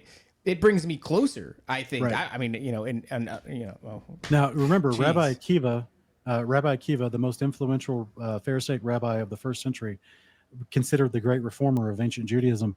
He rejected Christ. oh well, there you go. So, like, I don't trust his opinion. yeah, That He can kick explains a lot. rocks, man. Like he can go, mess with his tefillin. Anyway, so I would just say like Enoch 7 is clearly scripture because it parallels Genesis. I mean, we have I've actually have on my channel a document history, the documented history of the manuscript history of Enoch. Whether all the ones found in the Dead Sea Scrolls plus the Amharic and the Giaz from the Ethiopians, how they had it this whole time, and then just how it's been preserved in different languages throughout history. Mhm. And even in Greek writings up until the 8th century, the historian George Synkelos, the Greek historian, he's trying to make a chronography of the world, basically like the first history book in the 8th century AD, and he's pulling directly from Jubilees and Enoch to make his history book. In the 8th century. I need to watch these videos because it's like I don't know. A lot of people say, "Oh, it popped up in 1947, very interesting," but it's popped up a bunch of times throughout history. And the Ethiopians never removed it. Well, that's an interesting question then. So in the beginning of Enoch, it says that this is for the fig tree generation. But if the Ethiopians have had it the whole time, are we wrong in some people? Like I even get that feeling. I'm like, oh, we found it in 47 and now it's like it's become part of this ethos again, and it's become part of the conversation again. A lot happened in 1947. A lot happened in 1947. So when it comes to like the fig tree generation, is that us? Yeah. Or? Well, I would just say that the opening 3 or 4 lines of First Enoch 1 is just telling you, like this message was written for a remote and distant generation going through great tribulation, because it gives you all the information you need to know to avoid the deception. Yeah. So like if I suddenly know where these rebellious angels come from, where these unclean spirits come from, I'm not going to fall for Apollyon when he pops up out of the pit in Revelation 9. Right. I'm not going to fall for the mark of the beast. I'm not going to fall for the wiles of Satan, who Revelation 12 goes out and deceives the world. Like I know who they are, and I know they're on the wrong side. I know they lose. I know they have nothing to offer. And I'm not going to fall for it because I know who they are, where they came from, right? I'm not going to believe they're, the modern narrative, which I believe that they're going to play upon, which is the panspermia. Modern astrophysicists and scientists, and the Lawrence Krauses, the Neil deGrasse Tysons, they're like, oh, what if life was just seeded in the past by someone who's just a distant relative who went on a trip and he's going to come back in the future.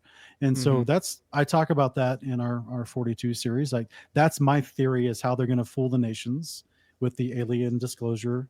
And it's going to be someone that looks like us, because he's just an advanced old version of us. He's seeded life on the earth, and he's come back to help us. He's going to help us get rid of cancer and leukemia and Lou Gehrig's and autism and all that stuff. And he's going to help us, and he's going to be he's going to give us technology. And I personally think that that's going to be a part of the end times deception, is they're going to play upon the panspermia narrative they've been pushing for 40 years. Rogan does that too. Yeah, He's he like, does. what if aliens are like, they're just like us, man? Like, you know, like if we just kept going and we had technology and we had no need for like sexual reproductive organs and like, you know, our brains got really big, but our bodies got like small and weak because we weren't doing jujitsu anymore. It's tiring, isn't it? It's just like, yeah, all right, dude. Yeah. I like Rogan, but it's like, okay. Yeah, I see what you're doing, Rogan. That's what do we say? The new Laurel Canyon. Well, you know, I don't know. It's how much is intentional and how much is like, I don't know. Like what you've heard and then regurgitated, because the pictures with Anton LaVey don't help. He's okay. Like, you know, let's continue. They don't help. All right. That's all I'm saying. Let's continue. So this is the famous passage here in Enoch 7 that talk about everybody's angels taking wives. But look what it says specifically in verse 1. All together with them took unto themselves wives, each chose for himself one. They began to go in unto them to defile themselves with them. And we know that this is actual sex, because in chapter 15, the Almighty says, you defiled yourselves with the blood of women. Right? And they taught them charms and enchantments and the cutting of roots, and made them acquainted with plants. And the very next statement is they became pregnant and bare giants. Now, if that isn't the most disjointed concept I've ever heard, to be like, wait a minute, so you taught them how to garden, and then they became, and then you just skip to the pregnant part. Well, so wait a minute, that's the way to a woman's heart is gardening. No, this is psychedelics. Yeah, oh, interesting. So basically, it's like, wait a minute, you're telling me that you introduce this part of the story by them taking wives, you take a detour to talk about how you taught them gardening, and then you go back to, and they became pregnant with giants. No. What if this is the pharmakia, the enchantments, that's the definition of that word, enchantments, it's a spell. It is the keber in the Hebrew. It means a spell when it comes to this type of pharmakia. And it's derived from plants, the cutting of roots, that they made them acquainted with plants. So what is root cutting? A long time ago, I decided, maybe I should look up what is root cutting. Lo and behold, there's a wealth of information about what is root cutting. And there's 5 different growth hormones inside of the roots of plants and trees: auxins, cytokinins, gibberellins, ethylene, and abscisic acid. Whoa, and each gibberellins. of these, yeah, I'm going to get to that too. Each of these hormones affect how the plant grows, how long its roots grow, how big the stem gets before it buds, flowers, how the width and breadth of the flowering. So all of the dimensions of how it grows in 3 dimensions are affected by these 5 growth hormones. So therefore, if you want to change how big or how wide the flower grows, give it more growth hormones. Dude, is this like old school CRISPR? Yep. Whoa, but this is crazy. You realize that what you're saying to us is crazy, right? Yes. I love this. Yes. What? Oh, man. I told you we make a lot of people upset. So you upset, are dude. you, You're crushing over there. This is, Kingdom in context, guys. Everybody, go. I quickly. mean, before you go to the next slide, are you saying that they're giving them certain plants in order for them to conceive and grow something this or large? specifically certain growth hormones, or maybe? Yes. You guys ever heard of you ever been to Home Depot and saw Miracle Grow on the shelf? Yeah. All it is gibberellins inside of that bag. The fuck out of here. I'm sorry. This is a Christian show. I'm not going to bring the gun out on this show. All right. We're doing regular stuff. Please here. continue. But that's interesting when you say he became Gibberim. Yep. That's it. That's it. Specifically, he became a Gibberim. These people are not paying enough for this information. Unbelievable. I'm just saying. I really hope if you're watching this, please go over to Kingdom in Context after this episode is over, because if he's cooking this hard on this show. Yeah. Unfortunately, part 11 of the Investigating Babylon series, you can only watch on Rumble because YouTube took it down. Okay. So, why? Did you say that they cytokines might have health benefits? No, I went over the history of inoculations and vaccines. Okay, that'll do it. Yeah, and that'll do it. They claim medical information, even though I just gave the CDC statistics and information. Yeah, so we got I our. talk We almost about lost I our talk channel about because this stuff being inside some of the juice and is some it of the really? concepts. Oh man, there's a whole host of things in the juice that is not anything to do with medicine, and yeah, it's bad. You would probably be interested in our. I mean, it's retarded, but we have a crazy deep dive on that stuff. how it relates to. I asked you about if you knew Dr. D.G. Vinod and his work with Indrija Puharich, and then stemming to the telepathy tapes. It's a crazy rabbit hole. Yeah, but there's something but there's I'm something sure really there. He'd do a much better job than Oh, we I'm did. sure. Yeah, maybe if we told him, he'd be like, "That I'm gonna actually research that and then execute that much better than you guys are doing." Yes, please do. Oh man. All right. Well, let's continue. In 2011, I saw a TED Talk with a girl. Now, my last name is Griffin. This lady's name is Griffith, no relation. But she was she was an epigeneticist scientist giving a TED Talk, and she was talking about how it's just a hormone game. Like they could create giants again. It's like flipping on a light switch off and on. If you have the right amount of growth hormones during gestation when you're pregnant, that you can flip off the growth hormone and you can cause someone to grow 3 times as big and their joints work perfectly. Everything's appropriate for their size. It's just a matter of introducing hormones at a specific time that creates much larger people. Apparently within all of us is pre-programmed from inception, is pre-programmed into our DNA that like I'm 5'10" and a half. So like, I was meant to grow to that point and stop. But had someone switched off of those growth hormone inhibitors in my DNA, I could have grown to be like 10 feet tall. This is like catfish, right? Like a indeterminate growth depending on the surroundings, how much they can eat. That's also the issue when you crossbreed like a liger or something like that, right? Exactly. These cross species things will have their growth hormone inhibitors or whatever growth inhibitors are switched off, and so they become absolutely massive. So I got chickens out there. Well, they're dead now, but yeah, they shout out to Jenna. Shout out to Jenna, my dog who killed them. But yeah, certain breeds of, obviously we're kicking this to death, but certain breeds of chicken have been bred specifically to grow to tremendous weights and within 6 weeks of their life. And it's incredible. Right. It's actually sad to watch them.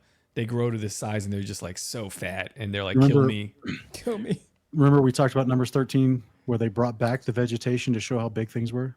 Yeah. You need big food for big people. This is where nothing new under the sun, as in the days of Noah, all this GMO crap. Mm-hmm. It really is. Whenever we're kind of speculating schizophrenically, like maybe they were doing GMO stuff back in the day. Oh, yeah, like, they were. That's why God told them to burn all that stuff and kill everything.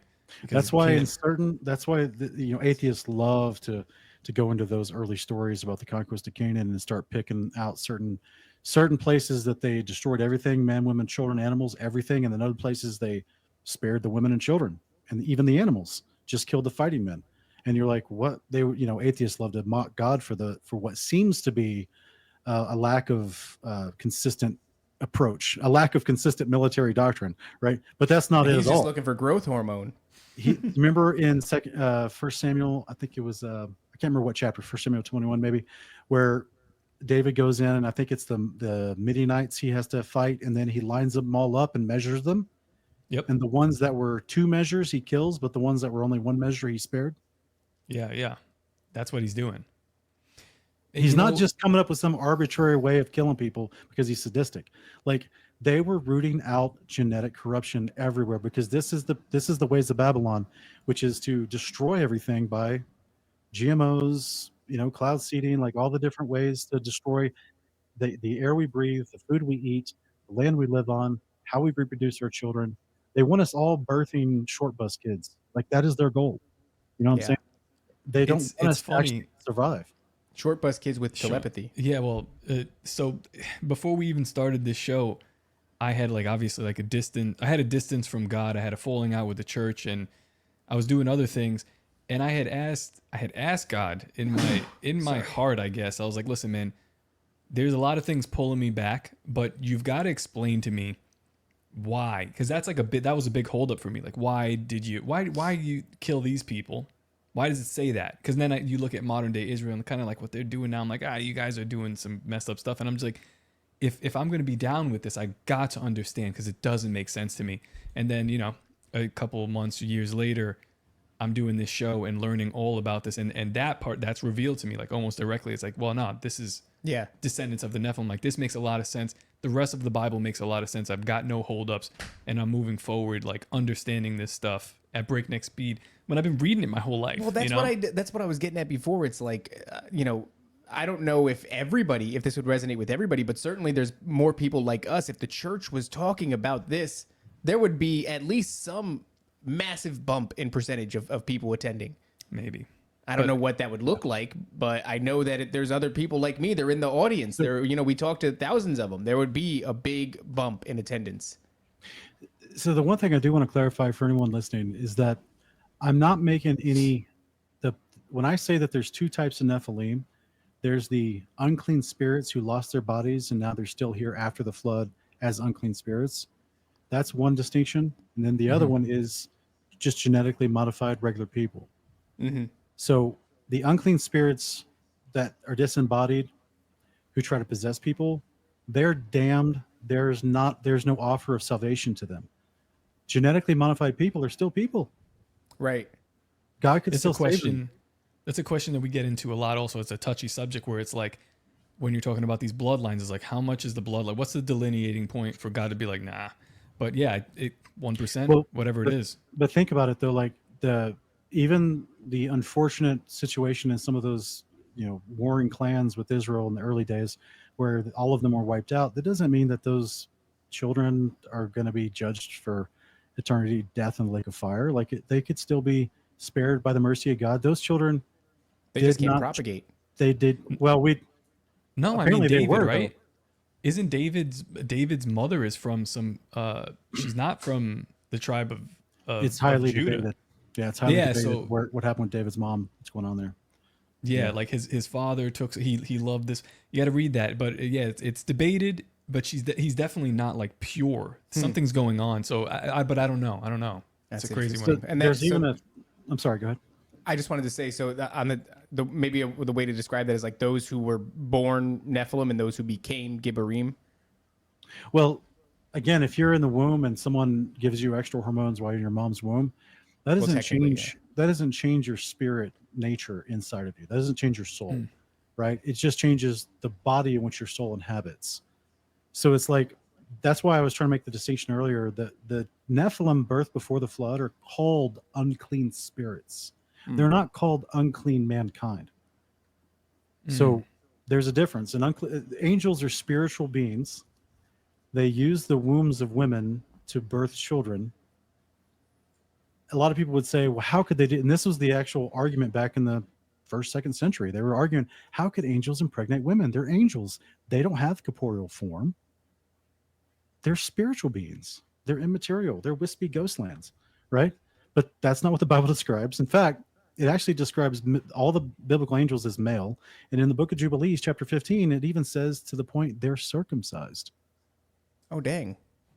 That's crazy. Because they're men. Like they look like men. They have real bodies. They eat real food. They just have a body made of a different substance. We have a body that was made from dirt, and the Spirit of God breathed into the dirt, and it became a living soul.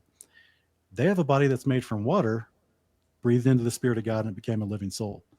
That's why they're judged for their actions too. They're just made of a different material. And this is why in Luke chapter 20, verse 35, Jesus says, those who are worthy to attain to the age of the resurrection will be like the angels. And we see Jesus post-resurrection. He's our forerunner. He's our example. 1 John 2, when he appears, we'll be like him as he is.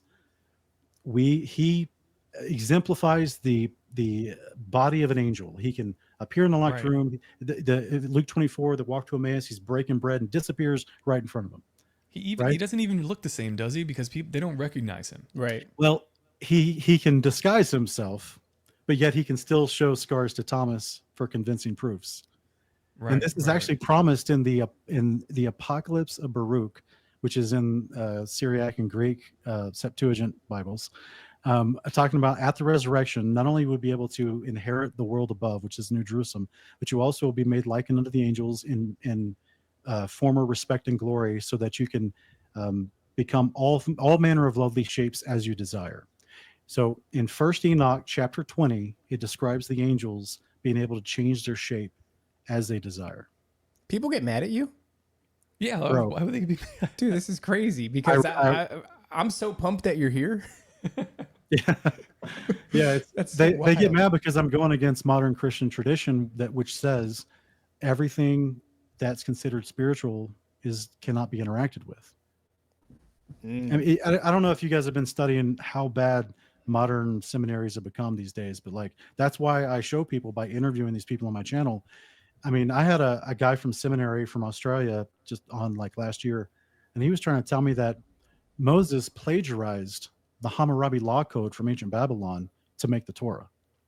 Like he's been taught that in seminary. Oh, that's not good. So like, you know, the story of Mount Sinai where God and angels come down and give words of instruction to Israel. Yeah.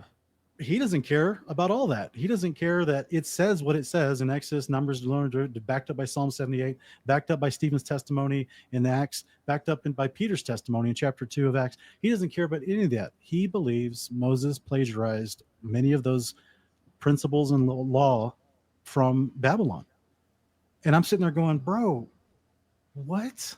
We're like, there's like a replete amount of chapters in the Old Testament telling us God was trying to make them set apart from all the ways and instructions of the nations, and that they didn't actually have wisdom. True wisdom comes down from above, like James 3 talks about, and it's from God, right? It's not from these idols. Did you guys know that in ancient Egypt, they had this is the beginnings of Platonic philosophy. It's called negation. It's a form of apophatic negation theology. It's a form of philosophy that was attributed to Ra. And he had principles for civil expectation for the people within Egypt. And it's called Ma'at, M-A'-A-T, Ma'at. And it was their law. It was the law from Ra, from the wisdom of Ra. And did you guys know that it's associated in iconography with this? Let me skip forward a little bit. I'll show you the symbol. I'll skip back to some of this and explain, but it's too far down. Let me just say it real quick. Okay. If you ever heard of the word djed, you ever heard of that word? No. Djed? So in ancient Egypt, there's the djed pillar, and it was something that was highly lauded in all their, hieroglyphs and their religion as being the power source that Ra ruled over the people. And it also represented their wisdom. And they used to actually put these djeds next to the throne of the king as a representative of the Ma'at, of the actual wisdom and law and instruction of Ra over the people that stood beside the king to show people, we appeal to the wisdom of Ra. Now, the word djed in ancient Egyptian means serpent wisdom. So this is the Asherah poles that you see in the books of the Kings and Samuel that they're warring against, that the Israelites are worshiping Baal, and they erect the Asherah pole next to the throne of the false rebellious kings, because they've stopped appealing to the wisdom of God through his law, and they started appealing to the serpent wisdom. It's when you hear on this topic, people will say that you shouldn't say amen because it's actually like Amun Ra. Like is there any veracity to that? No, we get that word amen from the word, I think it's kemet in the Hebrew, which is a word that means truth. That's where that comes from the Hebrew.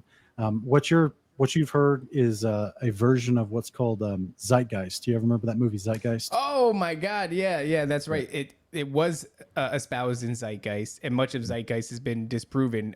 But this is something that people still, it's like lingering information that I guess you hear once and then you go on, and every time some Christian says amen, you go, dude, bro, actually you're paying homage to Ra. I hope you know that every time you say that. Okay, whatever. Yeah.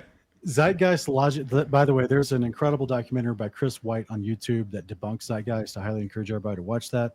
The Zeitgeist, the logic and the hermeneutic logic of Zeitgeist is phonetic similarities. It's like That's all. homophonic similarities, right? So this is why there's a funny meme that used to be passed around online making fun of Zeitgeist. And it would show a package of ramen noodles, and then it would have an equal sign, and then show the Egyptian god Ra, and you're just like, bro. That's why there's a lot of like phonetics research that goes into things, and It's fun, but it's like, kind of, okay. but my brain turns off when I hear it. I can't follow it. It's a lot of it is like this, like you said, homophonic. I don't know if you're aware this actually comes from the word homophobic. So, it's like a lot of that. And I'm like, oh my God, like I can't even, this doesn't, I just, something screams like, hey, just stay away from this. This is, a little too dumb. Yeah. It's like, It takes a little bit deeper study to look in how languages translate different words and things like that. And so, they actually in Hebrew, the word ra, R-A, is the word for evil. Oh, well, there you go. Right on the nose. that seems like a good one. Yeah, Pretty on the nose. Kind of like Isaac is the word for laughter, and they laughed when they were promised Isaac would be born. That's right. Yeah. Right. There's I a lot like of that Hebrew names that are just on the nose. Yeshua means salvation. Oh, there you go.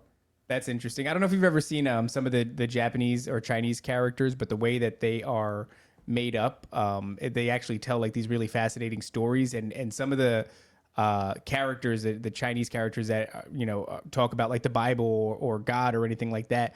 There's a lot of little clues they're telling you. Like it seems like they actually knew something. Like almost like the language, the written language at least, was influenced by some sort of Christianity or that's possibly what it seems like. Christianity. Yeah, it's really fascinating. But can we get back to this?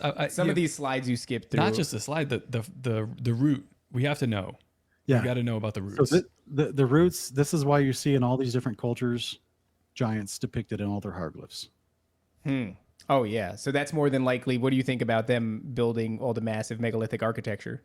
Yeah, I mean, in Numbers 13, they're talking about the Amorites being like grasshoppers and being as tall as cedar trees. Cedar trees are like 30 to 60 feet tall.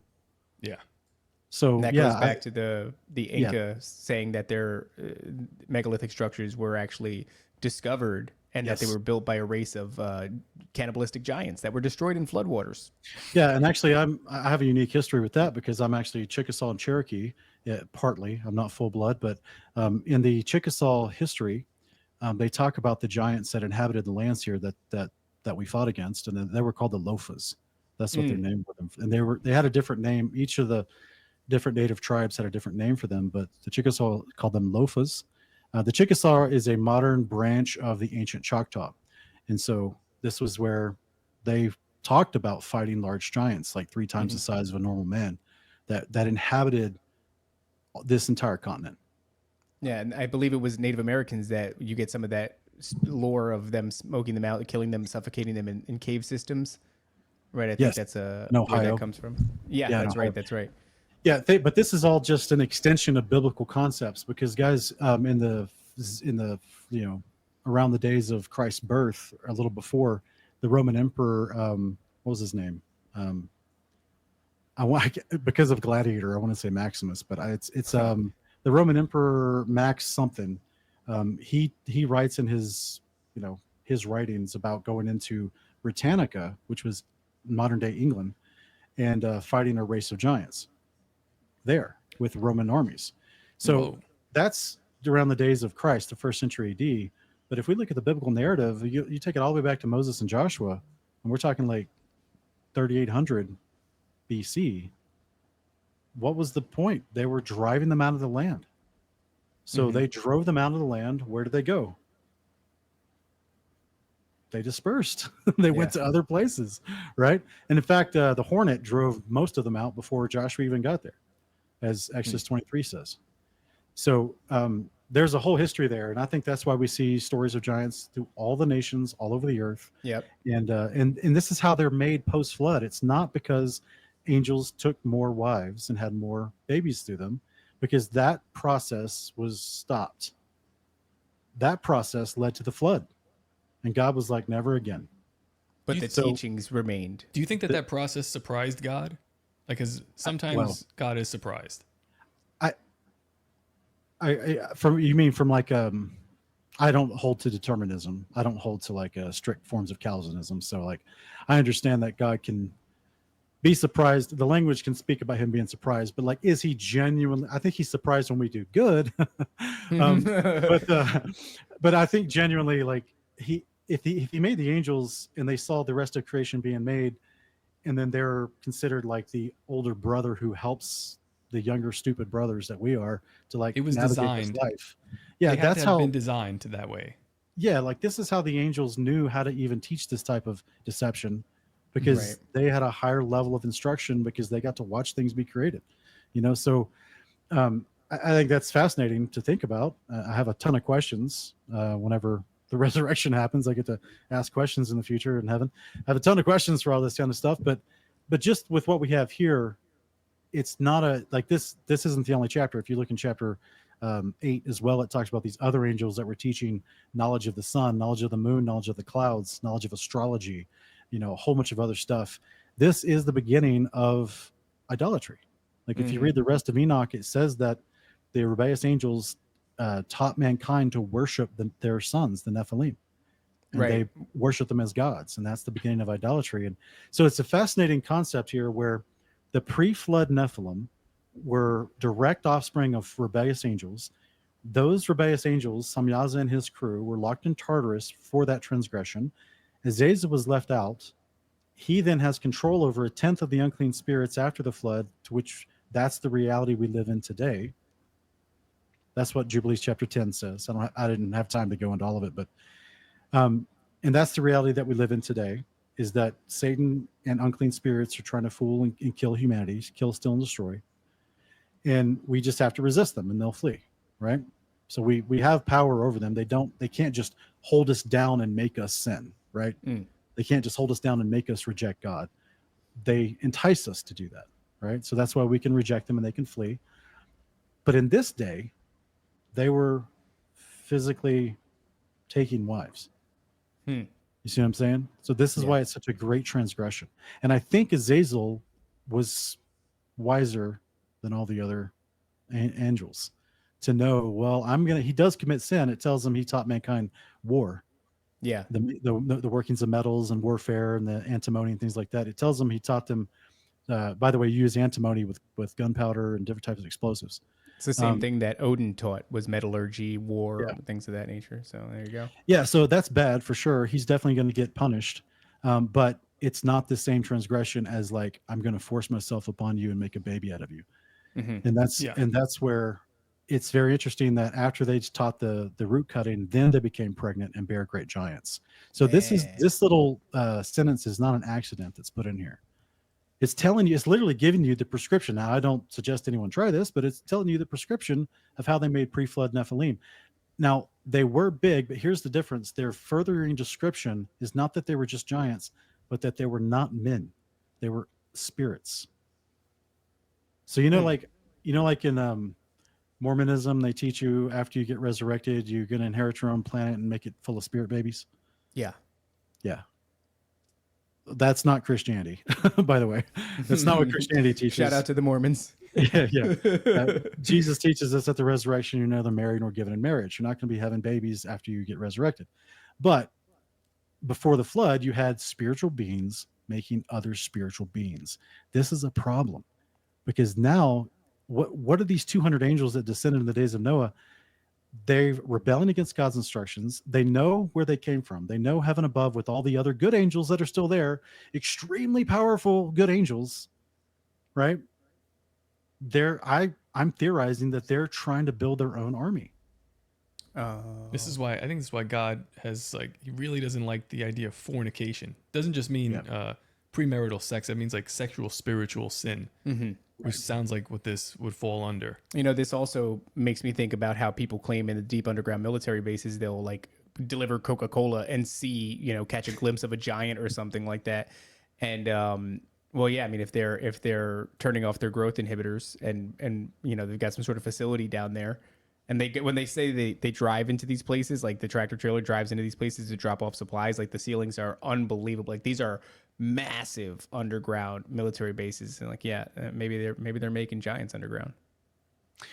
Yeah, I think Revelation 9 is not allegorical or symbolic. Right. I think things that come up out of the pit that look like chimeras, that are amalgamation of teeth of a lion, hair of a woman, face of a man, bodies dressed in armor like a horse with a stinger tail. I think those were hybrid chimeras specifically created to be inhabited by unclean spirits so that they can get back in the game physically and not need, because with possession, the human body and the mind, it breaks down. Sickness quickly happens. The mind breaks, sickness takes over the body. The body's not meant to be co-possessed like that, right? With an unclean spirit. We can be possessed by the clean, set apart spirit of God through the Holy Spirit, but we're not created to be possessed with an unclean spirit. This doesn't work. That's why we immediately start showing signs of psychosis and cancer and sickness and death. But I think that's been the push for a long, long time. Is the enemy is trying to get to a place where he can create some sort of synthetic body that unclean spirits can inhabit, so they can get back in the game on the surface of the earth. Yep, that's what I'm It's like, you're explaining cryptids, but also we're getting into like the interface with I think the interface with the human mind with like with the physical matter, like a chip of some sort or that, Neuralink and those black-eyed children that abductee victims. Let's stay on topic. It's all on topic. Yeah, we're right. It's crazy. It's everything. All right, let's all run right. through I this. got a few more slides real quick. So let's just so that's where I believe this all comes into play with the root cuttings. Like in the I think it's 1918, there was a biologist in Japan that discovered gibberellins. I say discovered, he rediscovered them in modernity, and he started doing a bunch of research on them. And then the United States military in the 1940s heard about them and started researching them, and then that's literally where we got the product Miracle Grow from, is because of their research. It came out in the 1960s. And so there's a whole bunch of different types of growth hormones that affect plants and trees, and they can actually affect mankind as well. Because guys, if we believe the Bible, take it seriously, we were made from the dirt of the earth. Mm-hmm. So it's a symbiotic, compatible system that we can be affected by these growth hormones. I just don't suggest anyone try this with your unborn child. You know what I mean? I think my growth hormone inhibitor is turned way we're on. Short. We're short. Mine was like reinforced. We're good. Yeah, that's right. He said he's 5'10". I was like, must be nice. Must be nice, dude. So if anybody wants to check out Jubilees, chapter 10 gives you a great in-depth breakdown of immediately post-flood and all the shenanigans that Noah's having to deal with, and the more origins of the unclean spirits. But I also just wanted to kind of introduce, so we've already kind of introduced the idea of the ancient nations having a syncretic view of their idolatry. They spoke different languages, but they still interacted with each other. The laws of the Babylonians that I read from earlier that talked about it was a privilege to be able to operate a flying craft. That's from a text that was discovered in ancient India in the context of trade relations with ancient Babylon.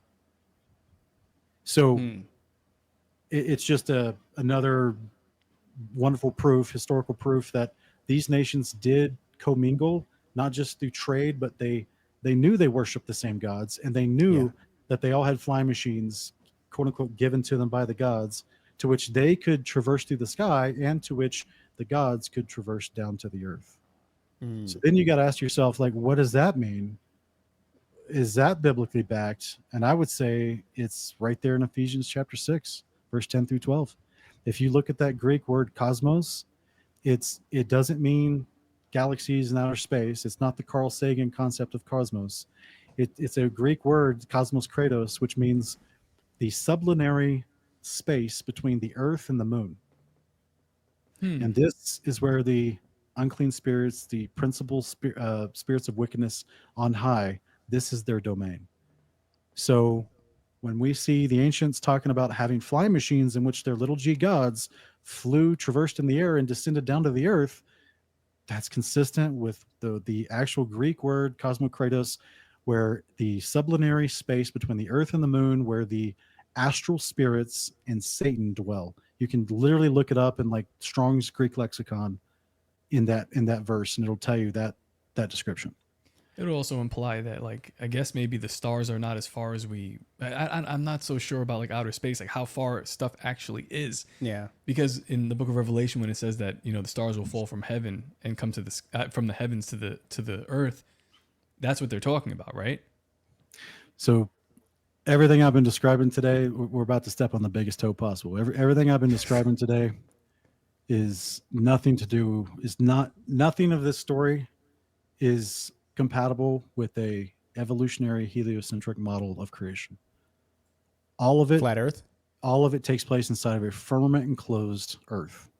Everything is dome. Like the last couple days is all dome like stuff. So let's do it. Man.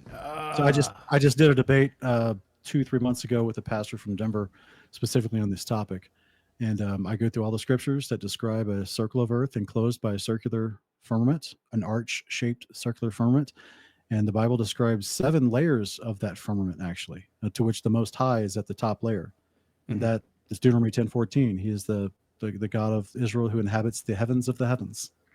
And so what a lot of people miss when they're reading Genesis 1 is the verse 6-8, where it describes the firmament being made on day 2.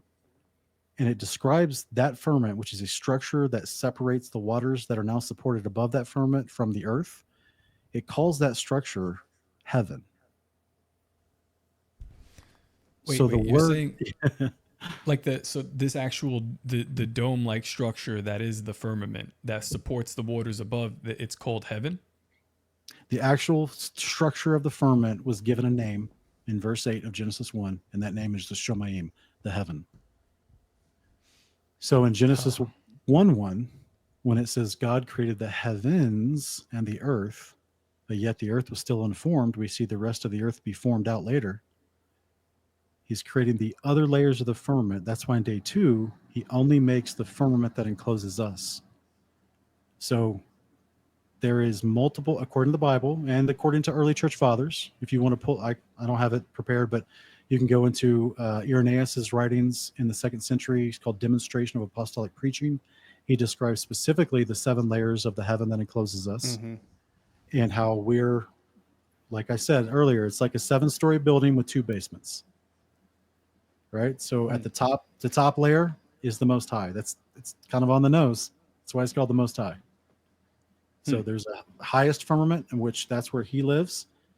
And then there's other levels. You go into other ancient writings found in the Dead Sea Scrolls, as well as in the Armenian canon from the 15th century, the Testament of Levi. And it also describes the 7 layers of the firmament and different angels in each layer and their jobs.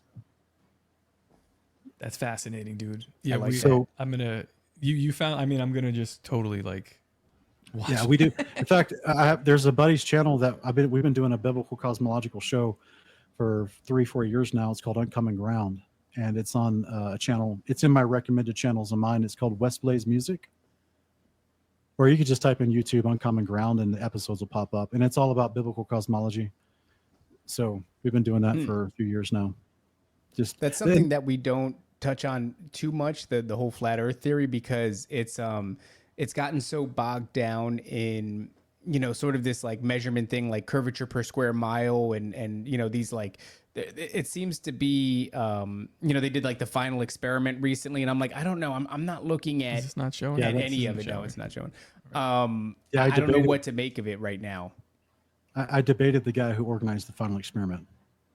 There's a lot of strange things going on with that. There's like photos that don't make sense, and shadows that don't make sense. I mean, what was your takeaway from that debate? How did that go? He doesn't believe the Bible. That's all it boils down to. Like the definitions of the words in the Bible. If you redefine all the terms in the Bible, you don't have a Bible. You have your own book. You may as well be Thomas Jefferson and make up your own Bible.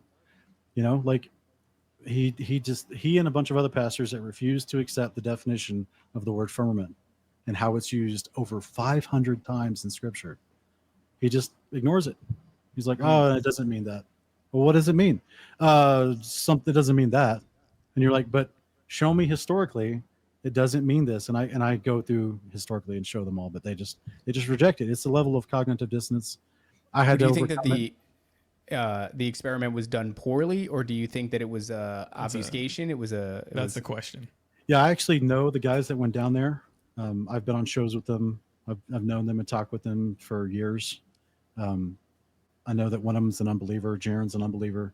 Austin, he is a believer. I speak with him all the time. He's a great guy. And I think that I truly believe they went down there. I truly believe that I truly believe they went to a destination called Union Glacier. Is it? And I believe it's south of Chile, but is it in a separate continent on the bottom of a ball Earth? That's where I would love to find that out. I would love to do my own independent research and find that out. Did you know that after the final experiment happened, I contacted a couple different, not cruise agencies, because they're mostly all owned by the same mega corporation that go to Antarctica, but I contacted like ship agencies that allow you to charter private ships. And I asked them, and I only got response from a couple of them. And one of the responses I got back, because I wanted to see how much would it cost to charter a ship and stay along the coastline of Antarctica and circumnavigate what is called Antarctica. And how long would it take? Would it match the 11,000 kilometer prediction of the ball Earth? How long would it take? And I was told three things. For one, you'll never find a captain who will let you charter that ship and that voyage. Two, it'll take about 3 to 4 months on average, maybe longer. And three, it'll cost about $2 million if you ever find a captain that will do it for you. I mean, it's not only one of those things is out of the question. I guess you just got to find the guy. Because $2 million, I'm sure. Well, why would you not be able to find a captain to do that? There's a treaty. Well, yeah. Yeah, I don't know, dude. Huh. Yeah. No elaboration. He just went, that's not going to happen. In our first season of Uncommon Ground, episode 4, we go over all the treaty details. So the Antarctic Treaty. And so I don't even want to get off the boat. Sean, you know, we have a show to do. Like, I got to do Nephilim Desco, but now I got to watch all your stuff too. It's very rude. I have to watch all your stuff now. Quite rude of you. We've been at this for a while, but you'll never see us in the algorithm because we constantly get demonetized. We constantly get blocked in certain countries. We constantly, even people that subscribe to us for years have been telling us, man, I haven't gotten notifications from you guys in like a year or more. Like, I thought you stopped doing videos. I'm like, nope, we're still at it. Just shout out to your fan who suggested us, because we wouldn't. Honestly, yeah. I mean, not to say that that's much of an indicator. I'm not very bright, but I've never heard of it. I mean, the work that you guys are doing is like it's extensive. It's extensive, and it's exactly. It should have been brought up. Like, this should have been brought up at least on like you the first like 10 episodes of what we were doing. Tinfoil Hat or some like other shows, because like as you kind of go around this sphere of people. Have you ever been on Tinfoil Hat with like Sam the Tripoli? The Confessionals, Blurry Creatures, none of these things? You've never been on those shows? I want to be charitable. Blurry Creatures contacted me about 1.5 years ago. Okay. And we privately filmed, and then nothing happened. I didn't get a word back from them because they didn't air the episode. I didn't get word back from them for probably 3 or 4 months, and then they finally said, "Oh, our computers, we spilled some liquid on our computers and lost all the files." Honestly, that could happen. Trick in the book. Well, we lost one episode one time, right? No, we didn't. We thought we did, and then like we found it. And let me tell you, when that happens, it's like a nightmare. I'm not going to say anything either, but let's move on. But I get where you're putting. You need down. to be. I mean, honestly though, he needs to be on Tripoli's show. He needs to be on Tony's. Well, people need to hear this. We'll talk to them about it. All right, We'll figure this out. But let's the Golan Heights. What are we doing in Israel? Oh yeah, this is the next slide here, and the Golan Heights is. This is from our 42 series where I'm just trying to show. I don't know if you're wanting to show it on screen or not, but I'm trying. Look, I got it now. Here we go. Boom. So basically, this is a labyrinth. Okay, so this is one of our really popular episodes in our 42 series where I'm just trying to draw out the. This goes into the religion of Babylon, into the philosophy aspect that is tied to a system of control that you see throughout history, and even infiltrated into modern churches and Christianity. So it's based on the concept of the labyrinth. And this is the Golan Heights. They excavated an ancient establishment there, and it was from the Amorites, and it's a labyrinth city. And that's a city? Yeah, that's an aerial view of a small village or whatever they excavated from the Golan Heights. Ancient Babylon, obsessed with labyrinths everywhere. Huh. Look like computer chips almost. Oh yeah, that we talk about that in our IB series for sure. The Greek labyrinths also, the ancient story comes from the Minotaur of Crete. Have you ever there you heard go. The story? Yeah, this is wasn't this also Odysseus? I don't know, was it Odysseus? This is a pretty common thing. I mean, this idea of a minotaur guarding the labyrinth. Is that where this comes from? Yeah. So the ancient story is that the guy trying to save the girl goes into the darkened pathways of the labyrinth to fight the demon Minotaur, whom is chasing him down, and he has to get away, overcome it, save the girl. It's pretty much Super Mario World in the ancient Greece. Oh, yeah. And this is Bowser. He's staring at, So basically, this general premise then gets replicated throughout history. And we see just recently in the last 20 years, they've found one of the largest Egyptian megastructures in Aswan, which is in what used to be called the Lower Kingdom or the Upper Kingdom, because it's geographically it's a higher elevation than the Lower Kingdom near Cairo. So, but this was a temple complex in front of a pyramid that was a massive labyrinth, and it's been built over the years, and they've just refound it recently. And you can watch, you go on YouTube and watch documentaries about it. We review some of the documentaries in the series when we cover this. And the entirety of this labyrinth, this is a real aerial photo. The entirety of this labyrinth is, imagine like a 4-story building, but the roofs of the different layers of the building are all made of one stone slab of stone. Wow. So they're doing their ground penetrating radars. There's massive columns that are filled with Egyptian hieroglyphs, all covering, but the entire thing is designed as a massive, large labyrinth. And the deeper that they've excavated and go into the deeper inner layers of the labyrinth, according to historians and according to what they're looking at with the GPR, is you see more temples of the Egyptian gods represented inside there. It's massive. It's like multiple football fields. It's massive, right? So this is an ancient depiction of it from the drawings, and that what you see on the top of it is a Greek settlement that was built over it, which, these are just crappy buildings on the top, but below, this is one large solid slab of rock that they made the roofs with. Do you think the Greek settlement would have been aware that they were on top of this thing? According to historians, everybody was aware of what this was. All right. Yeah, I grew up. So, go ahead. Supposedly, this was like a very lauded, like, I'm going to show you some quotes here in just a minute, where they thought this was more magnificent than any other thing in any of the pyramids that they knew about. This was supposedly the most magnificent thing, and it was a part of the priestly district. So it was basically operated by the priests of ancient Egypt. This is also like what they found underneath the pyramids now of Giza, right? That's Those right. columns. They were like, oh, look what we found. But apparently, this is the same thing. Yeah, Not this unprecedented. is like what we would call southern Egypt, like closer down towards Ethiopia and Eritrea, but they used to call it the Upper Kingdom. So here we got Herodotus talking about this. He says that this was they made a labyrinth a little above Lake Moeris and situated it near what's called the City of the Crocodiles. He says he saw it for himself, and his deeds a wonder past words. For if one to collect together all of the buildings of the Greeks and their most striking works of architecture, they would all clearly be shown to have cost less labor and money than this labyrinth. Wow. Yet the temple at Ephesus and that in Samos are surely remarkable. The pyramids too were greater than words can tell, and each of them is the equivalent of many of the great works of the Greeks. But the labyrinth surpasses the pyramids also. Wow. He says that it has 12 roofed courts, doors facing one another, 6 to the north, 6 to the south, a continuous line. I'm just going to skip through some of this. The officials, the Egyptians, entirely refused to show us these, saying that they were in them.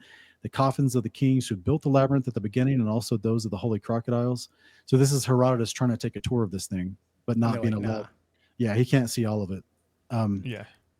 He says, so we speak from hearsay of these underground places, but what we saw above ground was certainly greater than all human works. The passages through the rooms and the winding going-ins and outs through the courts, their extreme complication caused us countless marvelings as we went through the court and the rooms into the pillared corridors, leading into other courtyards and other rooms. The roof of the whole is stone, as the walls are. The walls are full of engraved figures. Each court is set round with pillars of white stone, very exactly fitted. At the corner where the labyrinth ends, there's a pyramid 240 feet high. So inside the labyrinth underground is a pyramid 240 feet high. My Crazy. God. So a 24-story building is a pyramid size down. Like, that's crazy, guys. Like, this is massive, massive work. 24-story building. Yeah. Like, that's just insane. And then, of course, he says this was built near this great Lake Moeris. beside the labyrinth was built. The circuit of the lake is the distance of about 420 miles, which is equal to the whole seaboard of Egypt. So there apparently used to be a massive lake right next to this thing as well. And we have more Strabo, first century. He talks about it as well. In addition to the things mentioned, this Nome district has the labyrinth, which is the work comparable to the pyramids, the tomb of the king who built the labyrinth near the first entrance to the canal, and on the preceding 30 to 40 stadia, one comes to a flat trapezium-shaped palace, which is a village and also a great palace composed of many palaces, and many in number as there were nomes districts in earlier times. And he's just explaining like the surrounding city that's been built on top of this thing. And then, of course, talks about the crypts. They're winding, numerous passages communicating with one another. No stranger could find his way either into any court or out of it without a guide. So they took this so seriously. One of the greatest ancient megalithic works in Egyptians' history is a labyrinth, to which you needed help getting in and out, to which there's pyramids to the gods everywhere throughout there, and to which many of the ancients claimed that there were, the evil spirits would chase you while you walked through it. Right. So that brings me to my question about why the labyrinth. I'm sure that it's got something to do with spiritual implications. Is it trapping spirits in there? I mean, why go through all? It's one thing to build this unbelievable, expansive structure underground, a 240-foot pyramid, all these, pillars, and bury the kings who started it. But why the labyrinth? Is it a labyrinth, or is it like a complex geometrical pattern that needs to be a certain way for whatever reason, but also a labyrinth.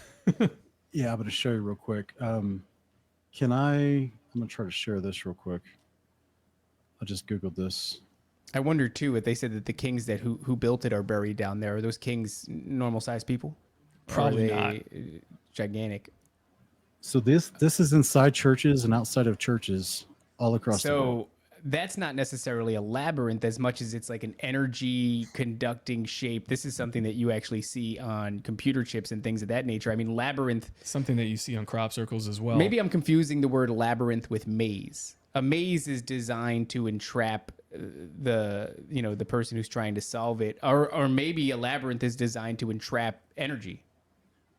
So as these are described according to how you, like if you went to this cathedral on the right hand side with the tan floor and the labyrinth at the back of you can see the front of the cathedral, you can see the chairs for the congregants, and then at the back of it is the labyrinth where they can walk the labyrinth. And what they say that you're supposed to do, no, it's not to entrap you, it's a meditation exercise, to where they say, and this is the correlation of the ancient concept from Greece. It was there you had to overcome your demons to escape. And so what they teach you in these modern practices is that once you enter in the labyrinth, you are supposed to look within and try to find the things that you're struggling with. And by the time you get to the center and you make your way out, you're giving it over to the universe and to your spiritual guides so they can take these burdens from you and that you can overcome these issues in your life. So it's now turned into a very tame meditative practice inside of modern Christian circles. But the concept is you're not asking for God to heal your heart. You're actually supposed to look into your heart to find the wisdom instead of looking to God's word for wisdom. And you're supposed to look to some unnamed spiritual guide to help you once you are ready to release these things that are burdening you, as opposed to Christ saying, come to me, my yoke is light, my burden is easy. I will never leave you nor forsake you. Put your trust in me, follow me, lay your life down to follow me. So it's a very deceptive ancient philosophy that has been infiltrated into modern Christianity, but this is not where it stops, though. So I'm just saying, how perfect is it that they put it at the back, so you have to pass through that in order to get to Christ, who is probably shown, like right there by the altar once you get past. So it's like, this is like a little stumbling block that they've placed before you can actually get to what you should be doing. That's nefarious. It's really strange, actually, that they would do this inside of a church. There's a Catholic church in my town that has one of these out in the courtyard, and it's not, in my opinion, it's not cool. But let me show you this real quick. This is from the same series that we talk about this, and I try to explain, because this is historically, like I showed you the Golan Heights settlement, it's also historically in in the Bible in a way that we've just never been told. So let me put this in the studio for you to look at real quick.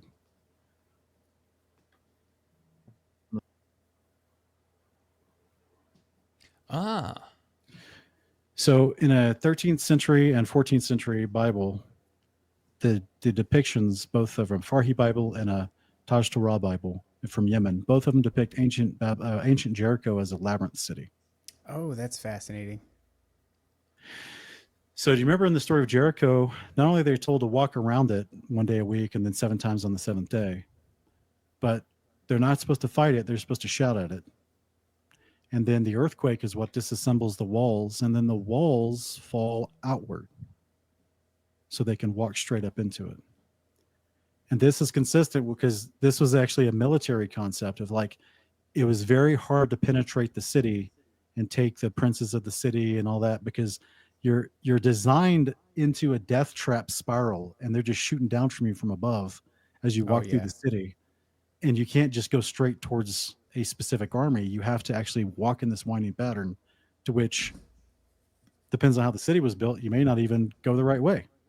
And then you just go into a trapped death zone where they're just going to slaughter you because you ran into a dead end. So this wasn't just a philosophy. Like, this was Babylon's war doctrine as well, was the labyrinth. So from a philosophic, spiritual standpoint, the idea was you must enter the labyrinth to show your value and worth and overcome the demons. But by the way, you truly never get out of the labyrinth. It's a maze designed to entrap you. So a war tactic that is central to Babylon's, workings, and then also the actual inner workings of the city of Jericho are now on the floor in many churches.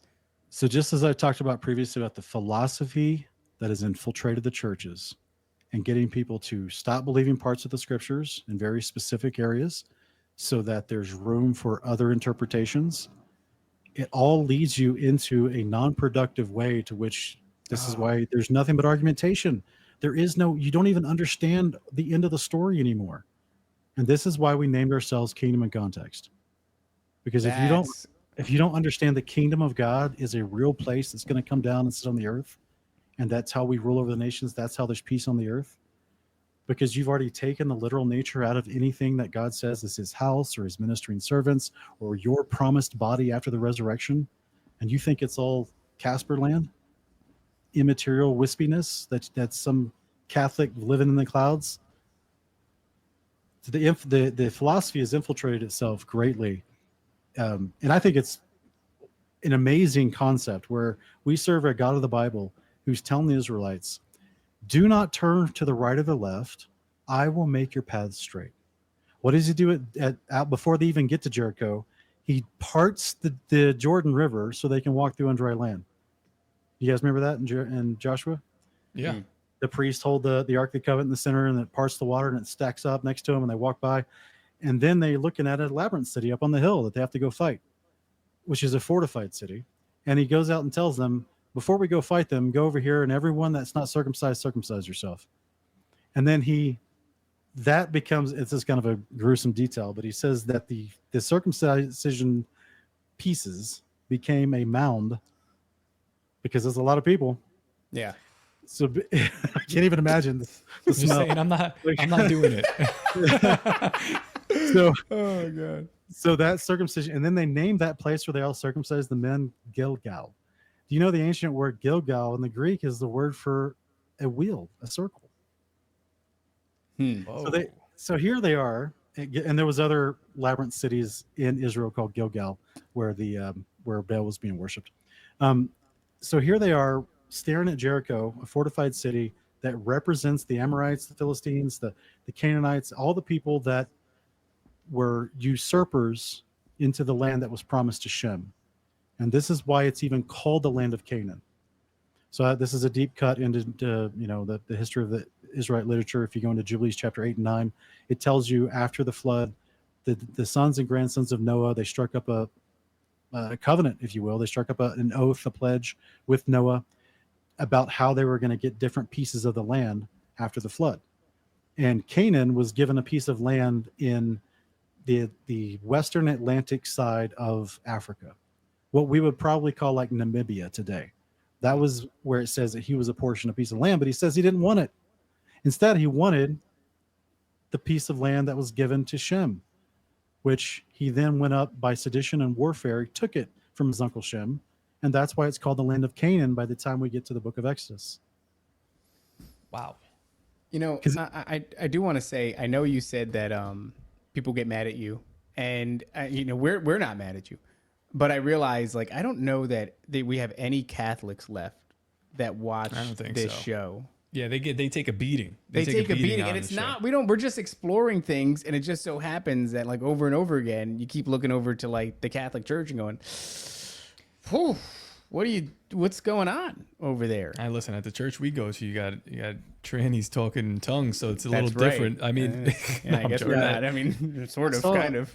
I saw a podcast just recently. It was with I don't know if it was Candace Owens or if it was I can't remember who it was, but they had a guest on that had been a part of the intelligence agencies, and they were working. And I apologize, I don't have the citation or the podcast link to take. Oh, that's okay. You don't have to do that on this show. Yeah. So basically, they said they used to work with the intelligence agencies and that they were cooperating with Mossad at one point, and that they were talking to the Mossad agent, and the Mossad agent somehow just offhandedly said, "Oh yeah, well we keep tabs on like all types of culture in the United States." Mm-hmm. And the guy was like, "You do? Why would you keep tabs on the culture in the United States?" And the Mossad agent, they get to talking, and he goes, "Oh yeah, we know that 88% of all Catholic bishops and priests in the United States are gay." Ooh. That's a staggering number. What? No, that's probably accurate. I didn't go to church growing up, and so I don't have like the context or the you know the relationship with the church like that, like my, you know, childhood to look back on and go, well, that guy was a little bit, you know, weird. That is astounding. 88%. That's wow. So the reason I'm saying what seems like a bunch of, like, hopefully if people listen to this episode, they may listen the second time and think from this perspective, listening through a second time, that I'm not just mentioning these things randomly. I'm not just trying to say, oh, here's a cool stat from history that you guys might like. All of this is the deception we're battling today. Mm-hmm. So the Rainbow Mafia is a worldwide agenda trying to make everybody gay. And it's weird. It seems weird. It seems counterproductive to the survival of humanity, actually, right? Right. Because, you know, unless China creates those pod babies with those robots. But basically, we're talking like, how in the world are we pushing an agenda where people castrate themselves and decide to feign the act of reproduction with a biological form that can't reproduce because it's the same gender, amongst the thousands of genders? So why would they push this worldwide? Well, not only, you know, I'm sure you guys know the Baphomet, but also the ancient god in Egypt, Atum, which is another representation of Satan, said that he was a god that could change genders at will. Now, this is where I would suggest if this is a representation of a fallen angel who's fooling the people as this god Atum in ancient Egypt, that he's not technically changing his gender, but he is doing exactly what angels can do. They can change their forms as they desire to you know, like the angels that showed up with Abraham in Genesis 18, or, you know, Judges chapter 2, the angel Lord shows up and talks to the people at Bethel. He's not standing there with 6 wings, just magnificently filling the space, looking like an amazing, awe-inspiring angel. Like, he just shows up as a man and talks to him, but they know who he is. You know what I'm saying? Same way with like a Judges 13, I think it is, with Samson's parents. The wife, Manoah, she just meets a guy. She's like, I met this man. He's really cool. And she goes and tells her husband. They come back, and after talking with him, they do the sacrifice, and the angel jumps into the fire of the sacrifice and ascends into heaven. And then they realize, oh my goodness, we just saw a holy one, right?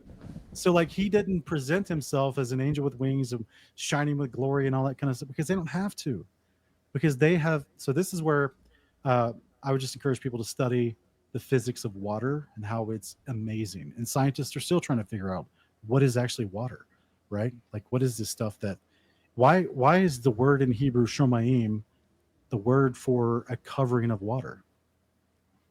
That's the word heaven. The firmament Where- upholds water above us that covers over us. And that's the word for water. And why are ministering angels described as ministers of flame and fire? How does that anything to do with water? Oh, lo and behold, at the right frequency, water ignites into fire.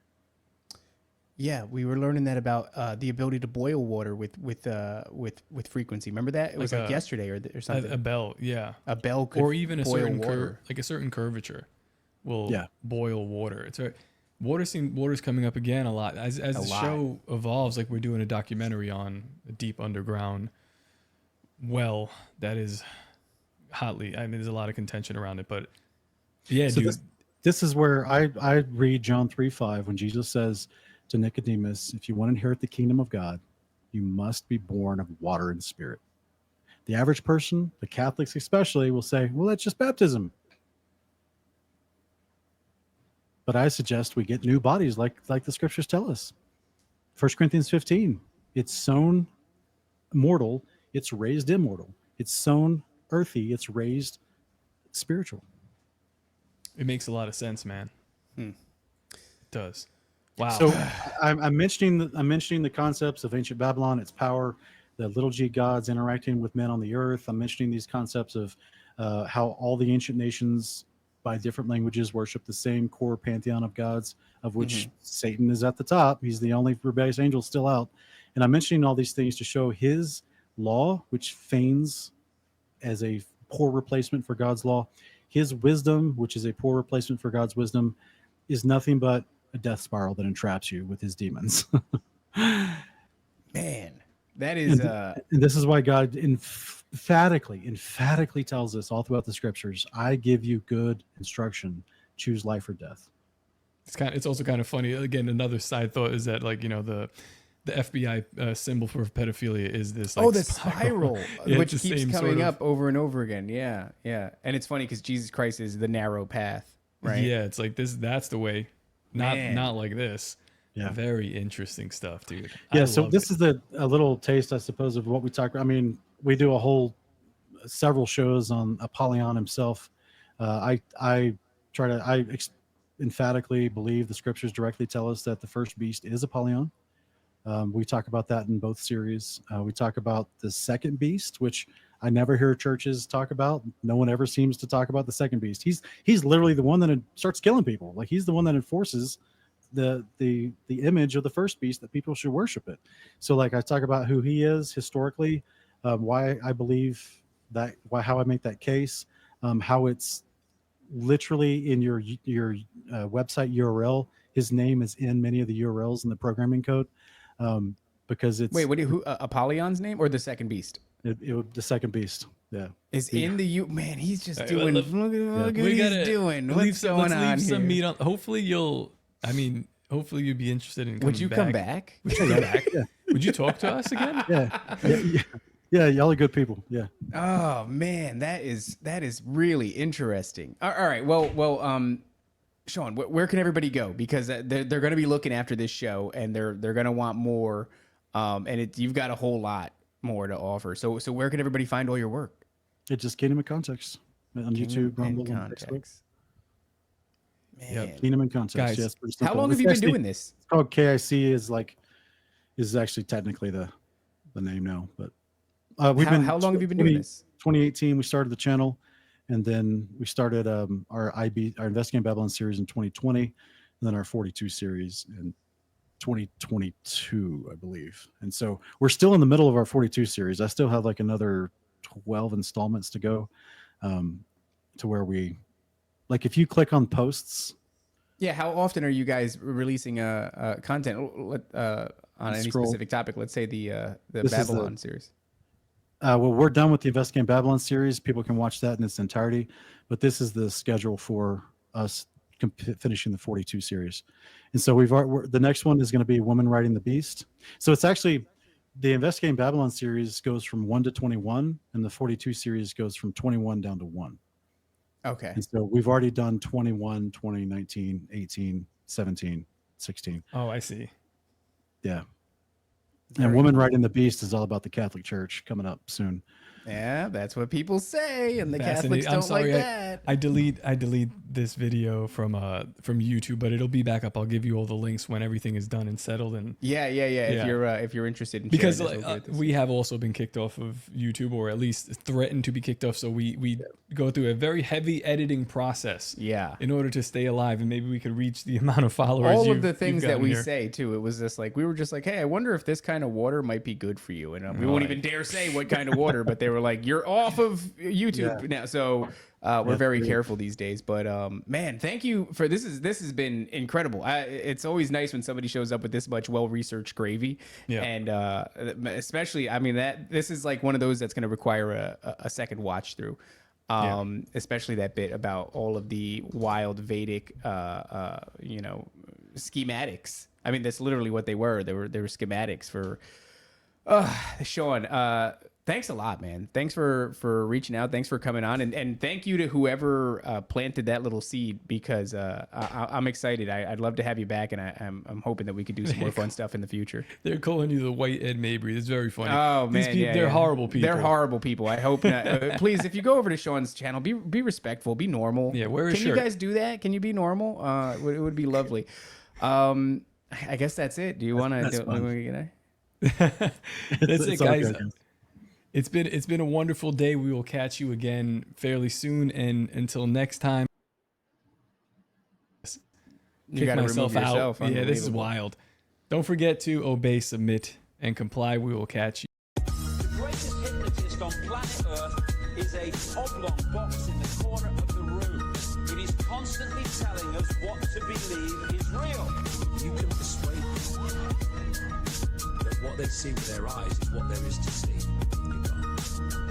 Because they'll laugh in the face of an explanation that